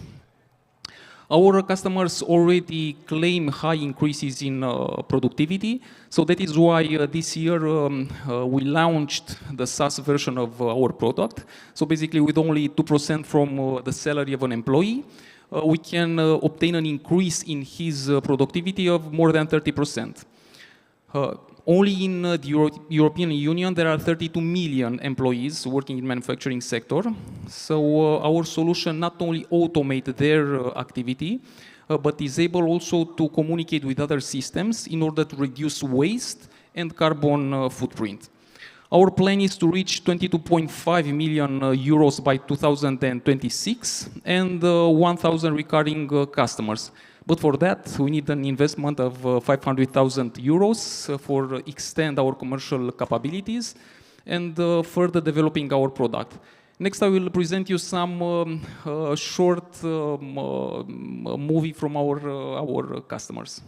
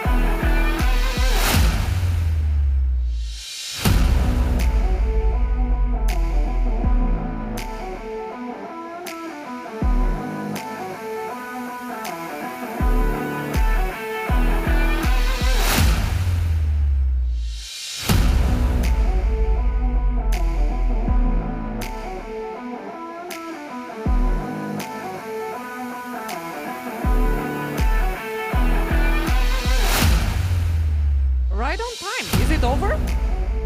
Sorry. Thank you. Sorry. Let's hear it for Vincenzo. Squad, I like it. That was awesome. Thank you. Q&A session starting. Good luck. Yes, thank you. Please start the clock. Thank you. How do you position your product versus traditional CRM? You said something, but if you could elaborate a bit more. Yes, basically we have a suite of products that is able to fully automate a factory. So basically for one company to use at least one of our modules is highly probable. So we can plug in only one module from our product and that company can automate a certain flow. So we have different flows for different areas from a factory in industrial sector. It's the sector where we learned a lot in the last years. And competing against traditional ERPs or complementing them, because most factories, I would expect they have something already. Yes, basically exactly there is our target. We are somehow between the traditional ERPs and the actual work from the field. I mean, we fill the data from the field, of the employees from the field, directly in the ERP system, because that was a big problem. This real-time visibility was a big problem in the industrial sector. And mobile devices, sorry, last question for my colleagues. Mobile devices are off-the-shelf devices, or are your devices? Mobile devices can be used any kind of smartphones. That was actually the novelty of our solution, because we introduced the NFC technology in 2014 at OMV. So back time was very important, because was ease the adoption of our solution, and with that technology we succeeded to make the installation and the implementation of our solution very easy. Basically, you just touch that tag and you have all the information in one place. Thank you. So you kind of touch, so do you need to implement it into the ERP or no? It's not necessary, it's not an important step. For example, if the company has an ERP, we can integrate the solution with that ERP. If he doesn't, we can just install the solution and it will automate his flows. Okay. And how do you price your product or service? Yes, in this SaaS version, we have different models of pricing, but most of the version are based on users. So on subscription on users. So that is why in my presentation I said that only in European Union there are 32 million employees. That means 32 possible million subscriptions sold per month. God help. So how much is subscription? 20 euro per month for one user. Or if the company wants the enterprise version, we can make a package that is lower the cost. Okay, thank you. May I ask and add something here? Yes. You should triple the prices. Yes. 20 euros is nothing. If you bring a 30% increase in profitability, in productivity, you should share that with the factory. So be bold. And you mentioned implementing the product in 2014. That's 8 years ago. And I saw a slide with almost no revenue now, but exploding revenue in the next 4 years. Why now? Because until now we test all those modules in the factories. We validate the products. We learned how people work in those industries, because it is a very complex industry. And now the products are mature. We developed step by step. Each module now has enough maturity in order to be sold in a SaaS version. We already have the first customer that bought the SaaS version, so we think that it could have a great impact in scalability. So that is why we have a very good board of advisors near us, like Andrei Pitiș or Viorel, which has the external experience in order to scale up this product. So this is our strategy. So it took you 8 years to find the market fit. It took us 8 years to build the solutions, because you mentioned that you implemented it already in 2014, so it was built. That was the first module. The first module was in 2014, the second one 2016, and we move forward until we have matured. Yes, I know it's a long journey. It was also It's for okay. me. Some industries take longer than others. I understand that. Yeah. Thank you. Thank you too. Thank you too. And thank you. You actually finished on time. Woo! Yes! That was awesome. Good luck tonight. Okay, so we're actually nearing the end of this pitching session. And the last, but certainly not the least, of our best startups from Startup Cohort of 2022, Laurențiu from Quarks is here. He's had plenty of time to rehearse, so let's hear it for Laurențiu. Here's your mic. Woo! Good luck with your presentation. Here's the clicker. Do your best, man. Good luck. Thank you. All right, guys. Clock, please. Right. My name is Lor. I'm the founder of Quarks Interactive, the first deep tech company in East Europe to do quantum software. I'm leading a team of researchers in education and physics. We are world-leading experts with many papers published. And what we plan to do will be explained by Professor of Education Laura from our team. The age of information. where more people on Earth have access to more information than ever before, what's holding us back from solving these problems? Our old ways of accessing and processing information brought us solutions because the passing of time allowed it, whether we were aware of it or not. We may not have time on our side anymore because of the pressing nature of our problems, but we may have found a most powerful ally, a new way of reasoning. So powerful that we are convinced it is the very logic behind the fabric of our universe. We named it quantum computing. That was the real problem. You just saw how it is to be solved on a quantum computer.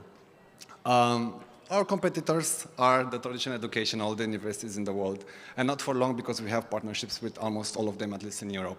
Quantum Odyssey is a solution to the traditional years of education you need in order to learn quantum. And not just that, we have a patent. We are the product of pure innovation. We have the first state-of-the-art full quantum simulator that does not require any background in order to do things on it. Here's how it works. Welcome to Quantum Odyssey, the first puzzle game to represent absolutely any form of gate-model quantum computation through visual clues. We've carefully crafted an experience that teaches the many aspects and functionalities of quantum computing to people of all ages and backgrounds. You'll visualize and understand quantum concepts from Einstein. I'm being a bit slow, so let's go into what we care. So you lost the chance to invest when we were pre-seed, unfortunately, sorry for that, and we managed to double the revenue in just a single year since we launched Quantum Odyssey. We have 23 universities that are waiting for our product, and we really need to deliver, and we need to deliver really fast. What's important is that we are not just Quantum Odyssey. We're going to grow to accumulate all the quantum hardware vendors around the world, from IBM onwards, and we are going to create the first quantum AI database that will be able to code any kind of algebraic problem directly to quantum algorithms. And it will be completely agnostic in the sense that you can run the circuit on any quantum computer built by a NATO country member. Yeah. The end game is the Universal Quantum Hub. We're going to be a Google for quantum. Right, we need to raise 300,000, a convertible note really fast. We need it in a month. We have big discussions to go for 2 million. At an evaluation of 10 million with VCs from Europe. The money will be spent to finish Quantum Odyssey and do some initial marketing. Thank you. Thank you, Laurențiu. Thank you. That was good. That was good. Yeah? Good. Q&A session starting now, please. Final Q&A session. Make it good, please. May I start? Thanks for the presentation. The initial Odyssey took 20 years. I didn't see a timeline. You have very big plans, but what are your next actual 3 steps? There was a timeline, short one. But yeah, so we will build the world's first quantum agnostic AI compiler. We already have the R&D for it. I will not publish the papers, but we can have a discussion with technical people from an VC fund. That's what we've done already. We've been validated by VCs in Germany, and they're ready to invest by October. So the next step? The next step, finish Quantum Odyssey, launch it. It will be the biggest database of quantum algorithms on the planet. It's already launched on our website, but it's in alpha version. We need to make it really good and deliver to the 23 universities. We have a 2 million grant project with the European Union, to literally put Quantum Odyssey in every university. It will be free of charge for the first year because we'll be paid by the European Union, but afterwards they will continue the subscriptions. They're your clients, not your competitors. They're clients, yeah. All the universities are clients. We literally reinvented the way people do quantum computing, and they will continue to do for the future. We are a solution to bringing humanity in the quantum race, with, I don't know, water. Yeah. Laurențiu, thank you for the presentation, and I'm going to be honest. Generally, whenever I find a complex topic, I really try to make it simple for myself to understand it. Quantum computing is such a hard to grasp topic for me, I think for many people as well.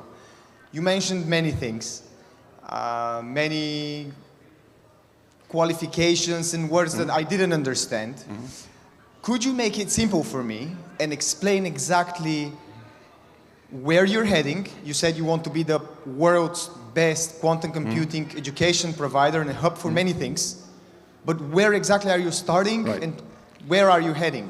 Today. Like simply as a person. Today we have the first quantum visualizer that you can see absolutely anything you can do in quantum computing, you can do in our software. It's going to be in all the universities. It's already part of some universities. And this will lead to a huge database of solutions, of algorithms to future quantum computers. And quantum visualizer helps me to better understand. It doesn't just help you, it tells you exactly how it works. So please play Quantum Odyssey. Download it right now. Okay. Have a go at it. You'll understand. Okay, so what's next? Next, with the database, we will build polyglot AI. We call it Pi. What does it do? It is a total solution to take any kind of algebraic problem, any kind of mathematical model, and literally transpose it in quantum gates that are ready and literally generate full code for any quantum computer in the world. Doesn't matter if it's IBM's, Google's, whatever. Got it. So you're basically building a bunch of very useful quantum tools which are making the world of quantum computing better to understand and more efficient. And to finish that, we're going to incorporate everything in a universal quantum hub. We're going to be the Google for quantum. Literally, any kind of problem you want to search, you can see if it was done before, if it wasn't, how it's supposed to be executed. Thank you. Quick question, if I may, because quantum is definitely a hot topic, no question about that, but you combine this with the gaming industry, which is hot as well, which I love this comparison. So where did it come? Like it was your idea to build a game around this quantum, or like how it comes? Well, You're a fan of games or what? I can give you the story of age, and this will be funny. Okay. So I've done research, during my PhD, and I decided to do a tattoo because in order to create a paper for this, it will take 100 years until we're going to have the power and the software in order to compile something like this. So I decided to build Quantum Odyssey instead for my PhD. That's a real commitment. Thank you. So I would also have a question to here, on the right side, here. Okay. So to make it very, very easy, as if I would have been the second grade, why are universities going to buy this game? What they're actually going to use it for? We should ask the ones that already bought it. Apparently, it teaches the teacher as well, because not many teachers actually know quantum computing, and everybody needs to start education right now. China is catching up. So basically, this is an it education is tool. a full visual way to understand superposition, entanglement, quantum interference, Deutsche Hansa, Grover search, Shor's algorithm, what encryption, how encryption works on a quantum computer. You learn everything by just watching visuals. And I highly, again, repeat, please go to our website, download it and play it. And if you don't have $10 to buy it, I'll give you a license. Sign me up. Welcome. This is not working. Oh, is it working? Okay, go. See, it wasn't that bad, man. Don't do the mic drop, okay? sorry. I mean, you can, but so clicker here, please. This here. Thank you. Let's give Laurentiu a big round of applause again. Thank you so much. So, guys, you heard in this exact order: Prime Dash, Bold Experience, Quick Legal. Yes, keep at it. Quick, QPIC, Guidify, Charger, Rabbit, Synaptic, Kim, and Quarks Interactive. Please give yourselves and give everyone to our jury as well a big round of applause. Thank you so much. Thank you for being here. Thank you for your questions. And please don't leave anywhere because we still have something in stock for you. And I will invite Adrian Secelanu from Ziarul Financiar here with me on stage. Adrian, I think this is your mic, and you have the floor. Thank you. Thank you so much. I'm taking the floor just to give it to someone else. So great energy, great pitches. I'm very curious to see who is going to win the votes of the jury. But until then, I'm very happy to introduce on the stage my former colleague, Cătălin Lupaie, who is now business grower at InnovX-BCR. And he's going to introduce a moment where we see results from startups who went through InnovX. Cătălin, you have the floor. Welcome. Let's give him some applause. Hi, everybody. So, go on. So, you've seen so far that InnovX-BCR, it's about community, it's about building communities, it's about making alliances, but it's also about results. And this is the moment that we are going to have from now on.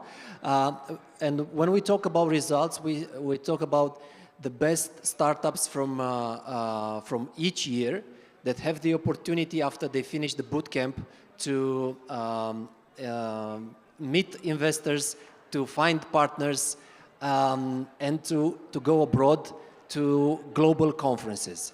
And this is what will happen next week when we will go in the United States at Select USA, a global conference for startups. And we will go with 10 startups from that had the best results in 2020 and 2021. And 5 of them are going to be with me on stage tonight, presenting the results of these 10 wonderful startups that you've seen today. And we have them online now. You can see them displayed as we have them here on the stadium. So it's my pleasure to invite on stage Invoice Cash, Bogdan Patriniki. Invoice Cash is an innovative company bringing data analytics, reporting, and foresight to new heights for local and global markets. And they offer customers valuable market insights which help business make risk-free, real-time, and fact-based decisions. So, Bogdan, the floor is yours.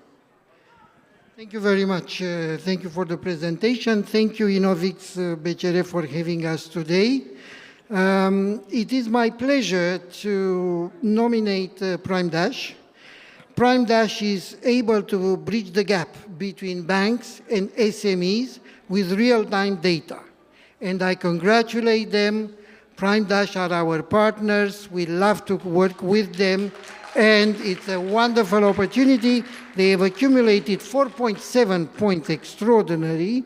I wouldn't detail how they make to this average, but they scored very, very well. Let me congratulate them again and wish them all the best. And next year, let's hope that they will go to the US. The second extraordinary company that will be an opportunity is Bold. Bold is bringing and bridging also the art community. And I would congratulate them for this extraordinary achievement. Why? Because they are able to bring new media art market driven by the global tech art community collaboration. Let me congratulate them again. They have also managed to get 4.7 points, exactly like Prime Dash. And I am very, very grateful for this opportunity to wish them all the best and to encourage them to approach the art market data with a lot of courage and an enormous opportunity. Thank you very much.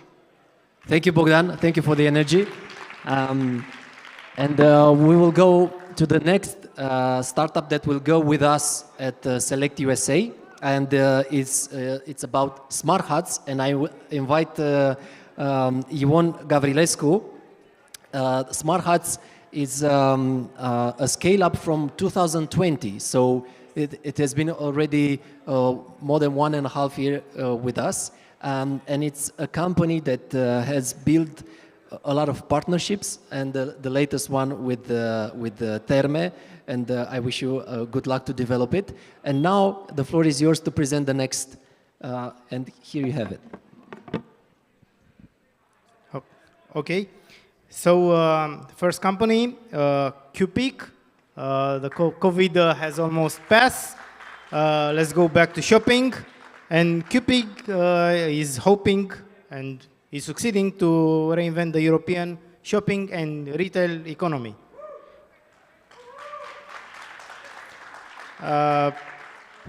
Two new tech partners, Oracle and Microsoft. One more client, and I see 2 team members. So they done a lot in those 12 weeks at this bootcamp. And nobody likes the lawyers, but they want to disrupt the legal service market. Quick Legal.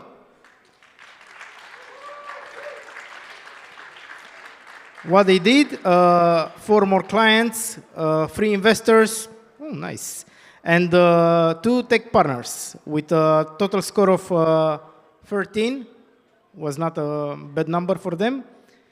and they are going ahead to disrupt the legal services market. Thank you, Ivan.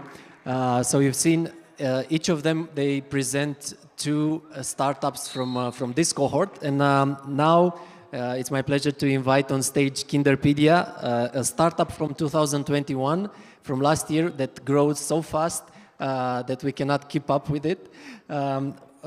Together with me is Evelina Necula, co-founder of Kinderpedia, a company that it's completely offers a completely digital solution for kindergartens and schools. Evelina, the floor is yours to present the next ones. Thank you, Catalin. I'm far less nervous than the last time I was at a demo day here on this stage. So I'm waiting to see what comes up on screen. So it's Guidify. Guidify is a company which is building the future of digital instructions with a digital tool. As a woman, I would love to understand manuals, instructions manuals, so good luck, guys. Paul and his team gathered a total score of 11.5 points after 12 weeks of acceleration in the InnovX-BCR bootcamp. They had a pre-acceleration score of 8.3. They managed to bring on 4 new clients, to attract 2 new board members, 3 team members, and to set up a tech partnership with Microsoft. Their acceleration score is 3.2. Good luck, guys, and congrats for everything you achieved.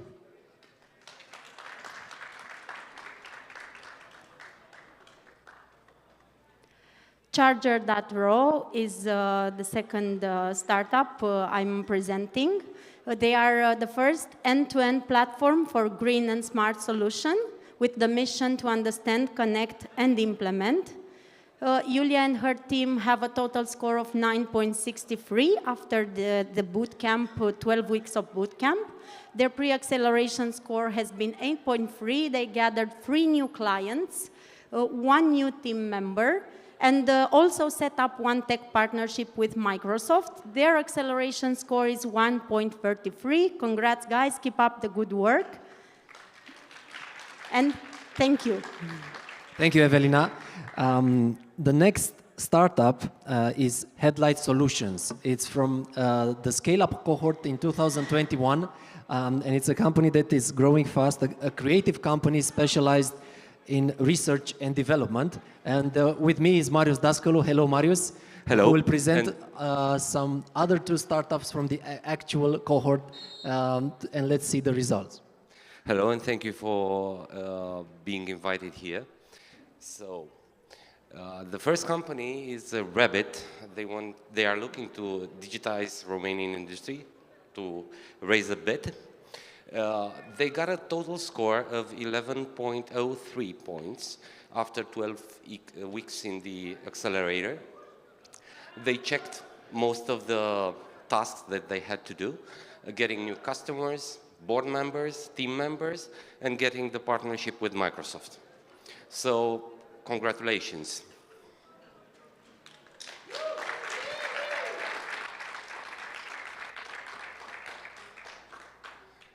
The other company that I'm going to present is Synaptic. They are doing something really great, I guess, in the health industry. They are looking to empower radiation oncologists to save more life. Hopefully they do it better. So, total points 12.8. They checked all the tasks, getting new clients, investors, 1 board member, 3 team members, and 2 tech partners. From a tech partner perspective, I will mention Microsoft. So congratulations for being part of the program and filling up all the tasks. Thank you, Marius. And the 5th company that is going with us in USA at the Select USA Global Conference is Salarium. a startup that was in the grinders cohort 2 years ago when the pandemic started. So it was a good opportunity for Salarium to grow. And with me is Alina Ștefan, and she will present the next 2 startups and their results. Thank you for the invite, and it's really good to be in among this group and not have any kind of, emotions or be a bit scared of the limelight. It's my pleasure to introduce the 2 of the startups. The first one is Kim, software that truly serves people. It's a business process automation that optimizes business processes in order to reduce redundancy, synchronize activity, and improve efficiency. And I will go through some of their results. It's great to mention that those results are after the 12 weeks. We wish them nothing but rocket ship speed. So after 12 weeks, they have a score at 8.2. Over 3 clients, 1 investor, 1 board member, and 1 tech partner, Microsoft. From what I see, a really cool, solid team. I wish them to optimize to fullest and make people's lives easier and companies more efficient. The second startup is the hardest. It's Quarks, and I really congratulate Laurențiu for his presentation and his commitment. You got me a dead tattoo. I didn't get a Salarium tattoo yet. I don't know if I will anytime soon, not because I don't want to, but I'm too old, I think. Quarks is ushering humanity in the quantum computing age. It's giving this human spin, and I wish you guys quantum computing to be as easily grasped, used, and put to great usage by as many of us as possible. Most of luck. And one thing that I would like to share, since I'm the last one speaking, I wish you guys to work that hard and so resilient until you start to get lucky. Yep.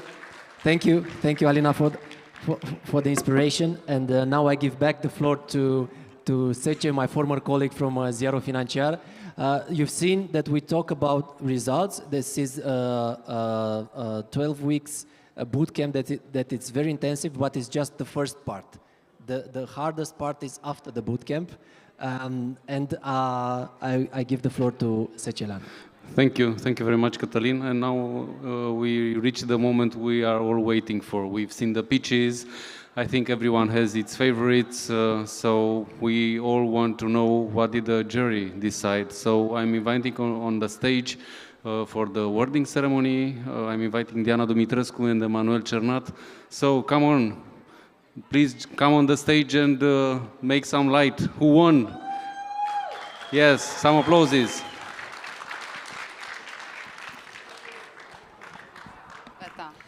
Hi, everybody. Hi, hello, how are you? Everything is good? Yeah? Some noise? Yeah. Woo! Woo! Woo! I think this is the moment that we all been expecting. There's been 12 very challenging weeks, and congrats to all the startups for the great job they did.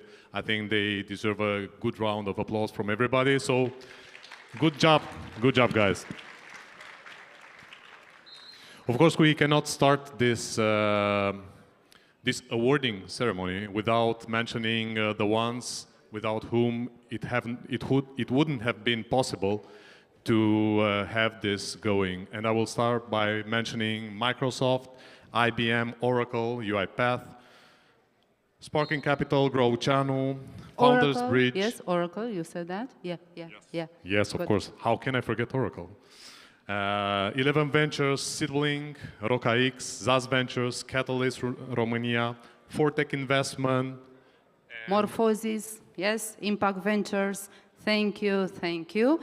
And There have been so many people wanting to help us, and we take this opportunity to extend a special thank you to all of them. And of course, we can go also to our corporate yes, partners. with our community partners, thank you, MIT Enterprise Forum, Startup Grind, Global Startup Grind, Mindspace, MSP, Space Hub, Wolf Summit, and others. Yes, of course, we have Vodafone, we have Affidea, we have Colliers, we have Globalworth, Ernst & Young. Vodafone, yes. Super, great. If we forgot Perfect. about somebody, please forgive us. It's Yes. just the excitement of the night. You're right, you're right. Okay, let's start with the special prizes. Perfect. So the first special prize, which is awarded by DLA Piper, and we are glad to have Bogdan Buta is here. Yes. welcome on stage. Woo!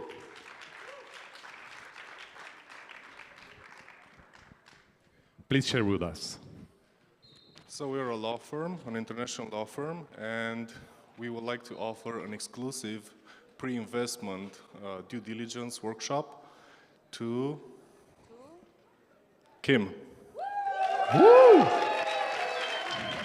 Good job.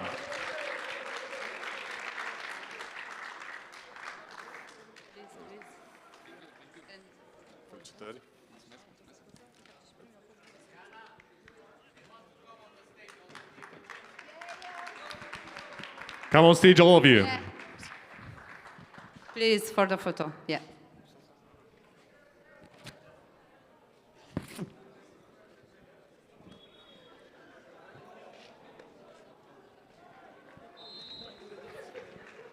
We need a second stage, I think. Wow.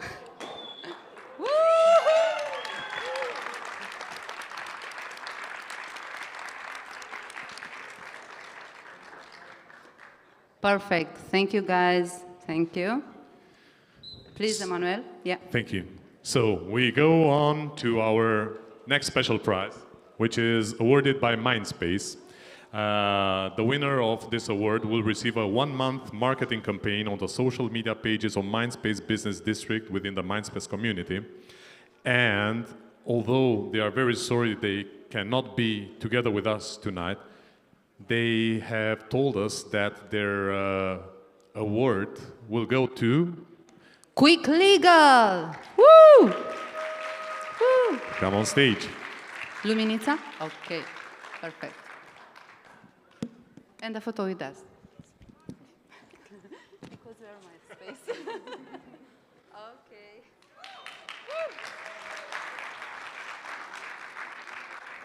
Thank you. Thank you. Congrats, Luminica. Our next award is granted by IBM, a very important partner of ours. And for this, I welcome on stage Mrs. Marta Branska-Rivica.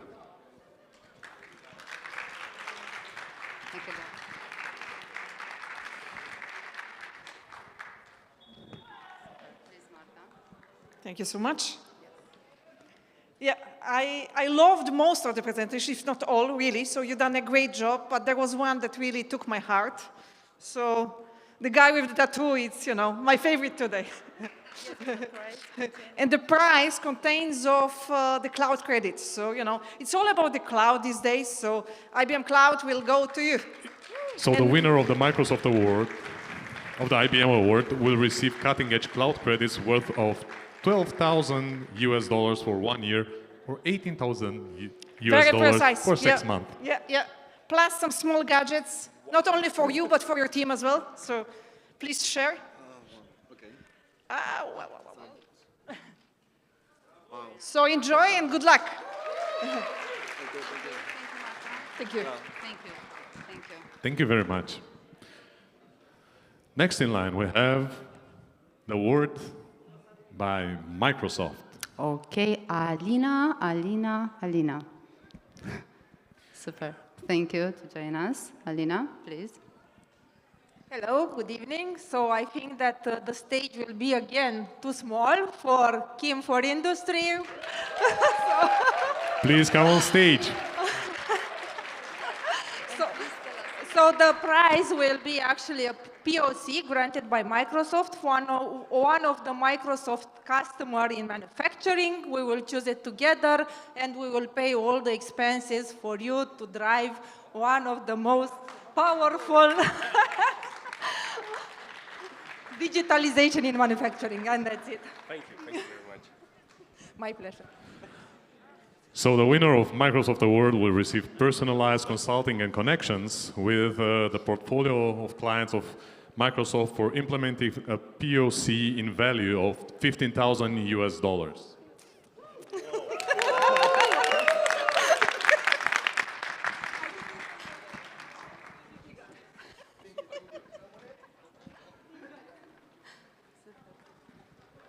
Well, the journey goes on. Yeah. So we are glad to welcome on stage Ms. Maria Crăciun from Veranda Mall. The Veranda Mall POC Award aims to support the startup in the commercialization of the developed technology through validation in a real business environment. Thank you for being with us. Please, do not let us wait.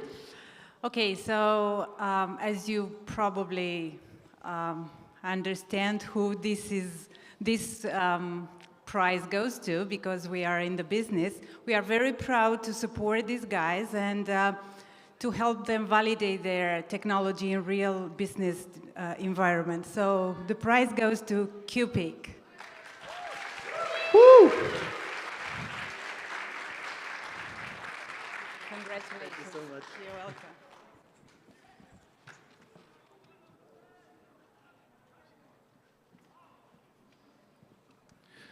Great. Thank you very much. Next, we have an online presence. Yes, we hope. Hopefully, yes. technology will not.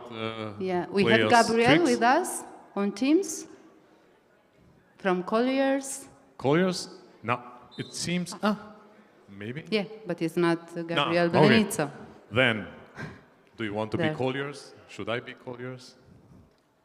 Huh? Yeah, you can write Okay. Colliers. So, the award, the aim of the Colliers Proof of Concept Award is to accelerate the commercialization of the developed startup technology through validation in a real business environment. And the special prize goes to... Wow, no, it's not possible. Kim Industry. No, no.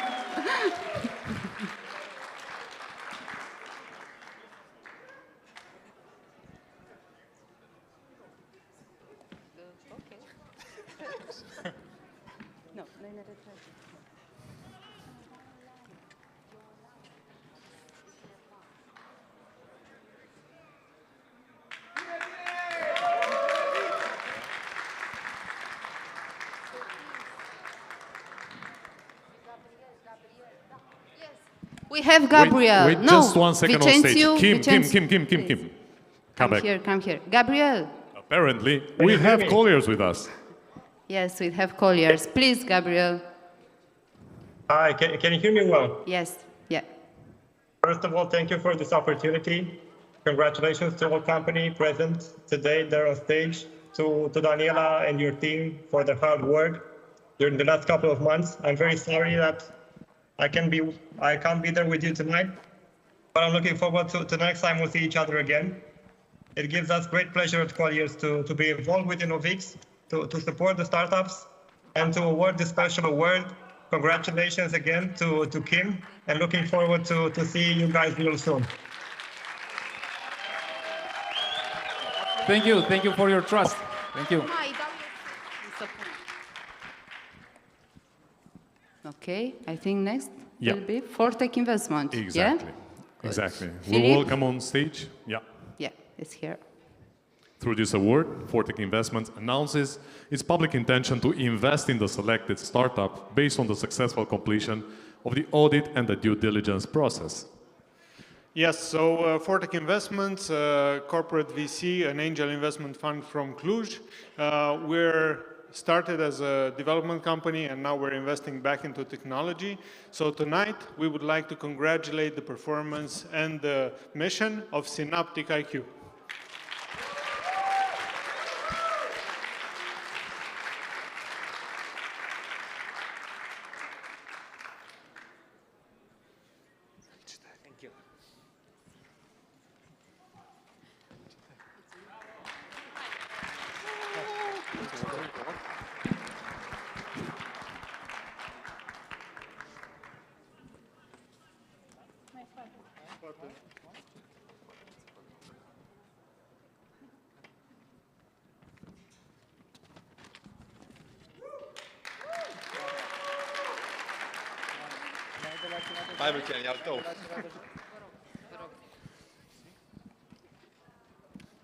Okay, Manuel.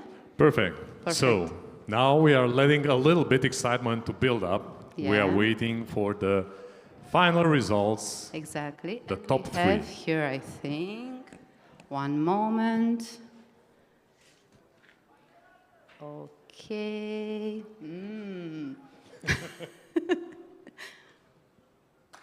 Quickly on third place. Wow!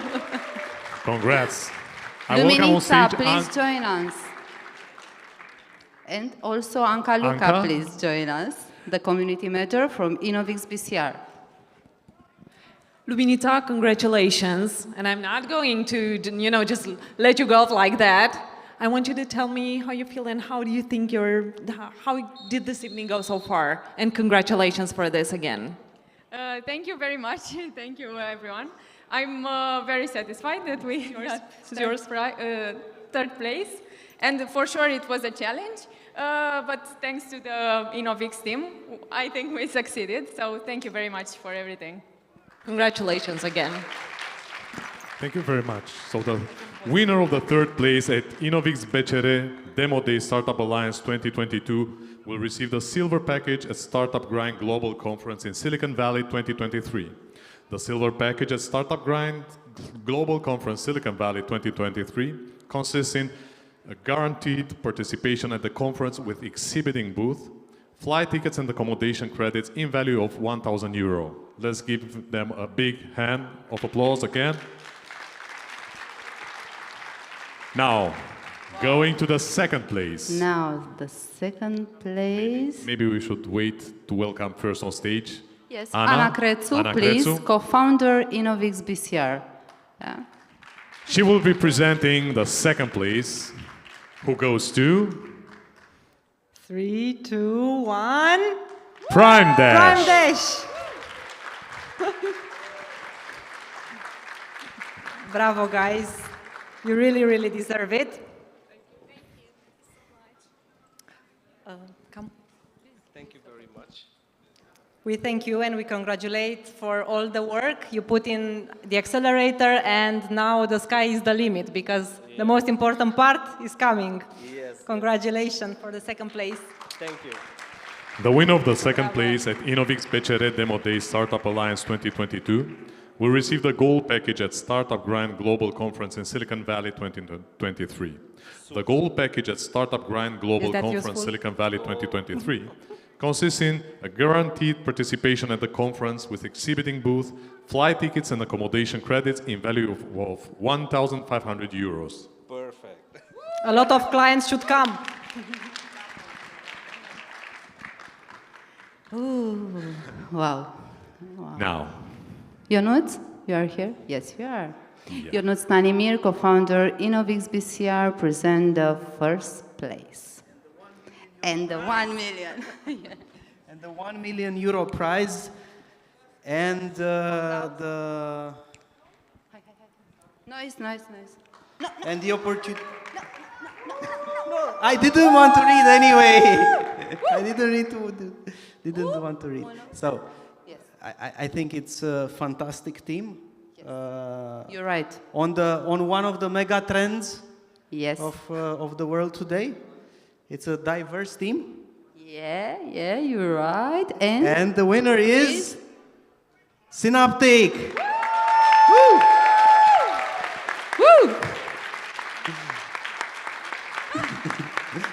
and the happiest people in the world today.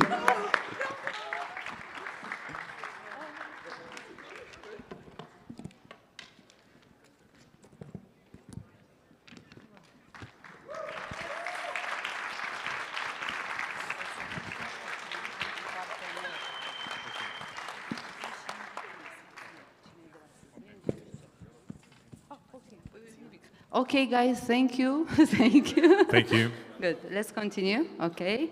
Emmanuel, we have some prizes for our partners, I think. So as I was saying, all this couldn't have been possible without the full support of our partners. And for this, we want also to show our appreciation. And we have some prizes that we want to give to our partners. Yes. The first one, Roca X. If we have a representative from Roca X. Yes, Alexandru, please. Please. Okay. InnovX Startups Investor of the Year, RocaX. Yeah. Woo! Photo? Super. Thank you, Alexandru. Okay. We have another prize. InnovX-BCR Project Investor of the Year. Go to Liviu Munteanu. Where? Thank you, Liviu. Thank you for involvement in our bootcamp. Thank you so much.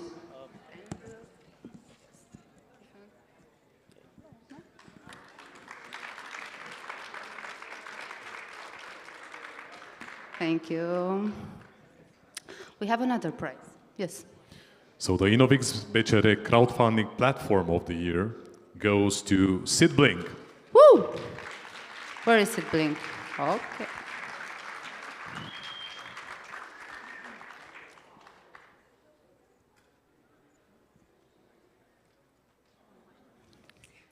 Thank you. And the photo, please. In the middle.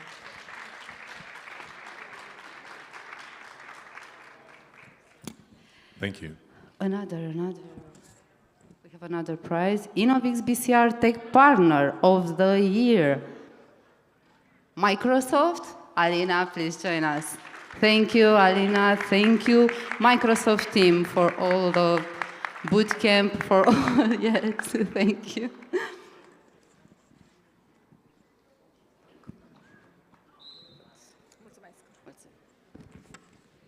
Okay, and the last but not least, of course, InnovX-BCR Scaled Up Investor of the Year, Catalyst Romania.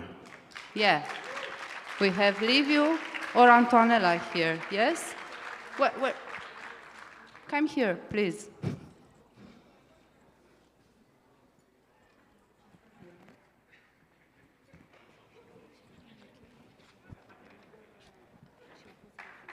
Woo!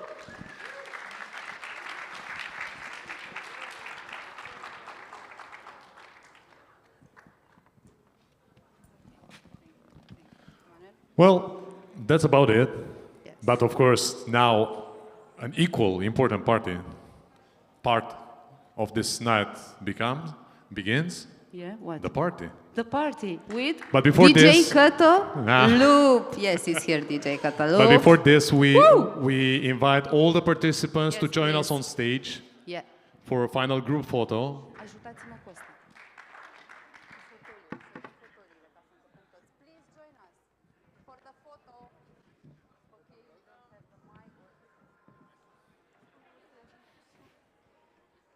Please.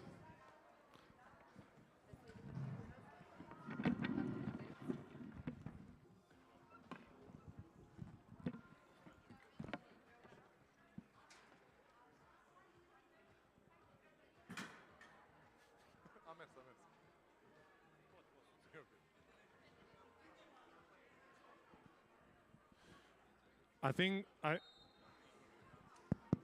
think we are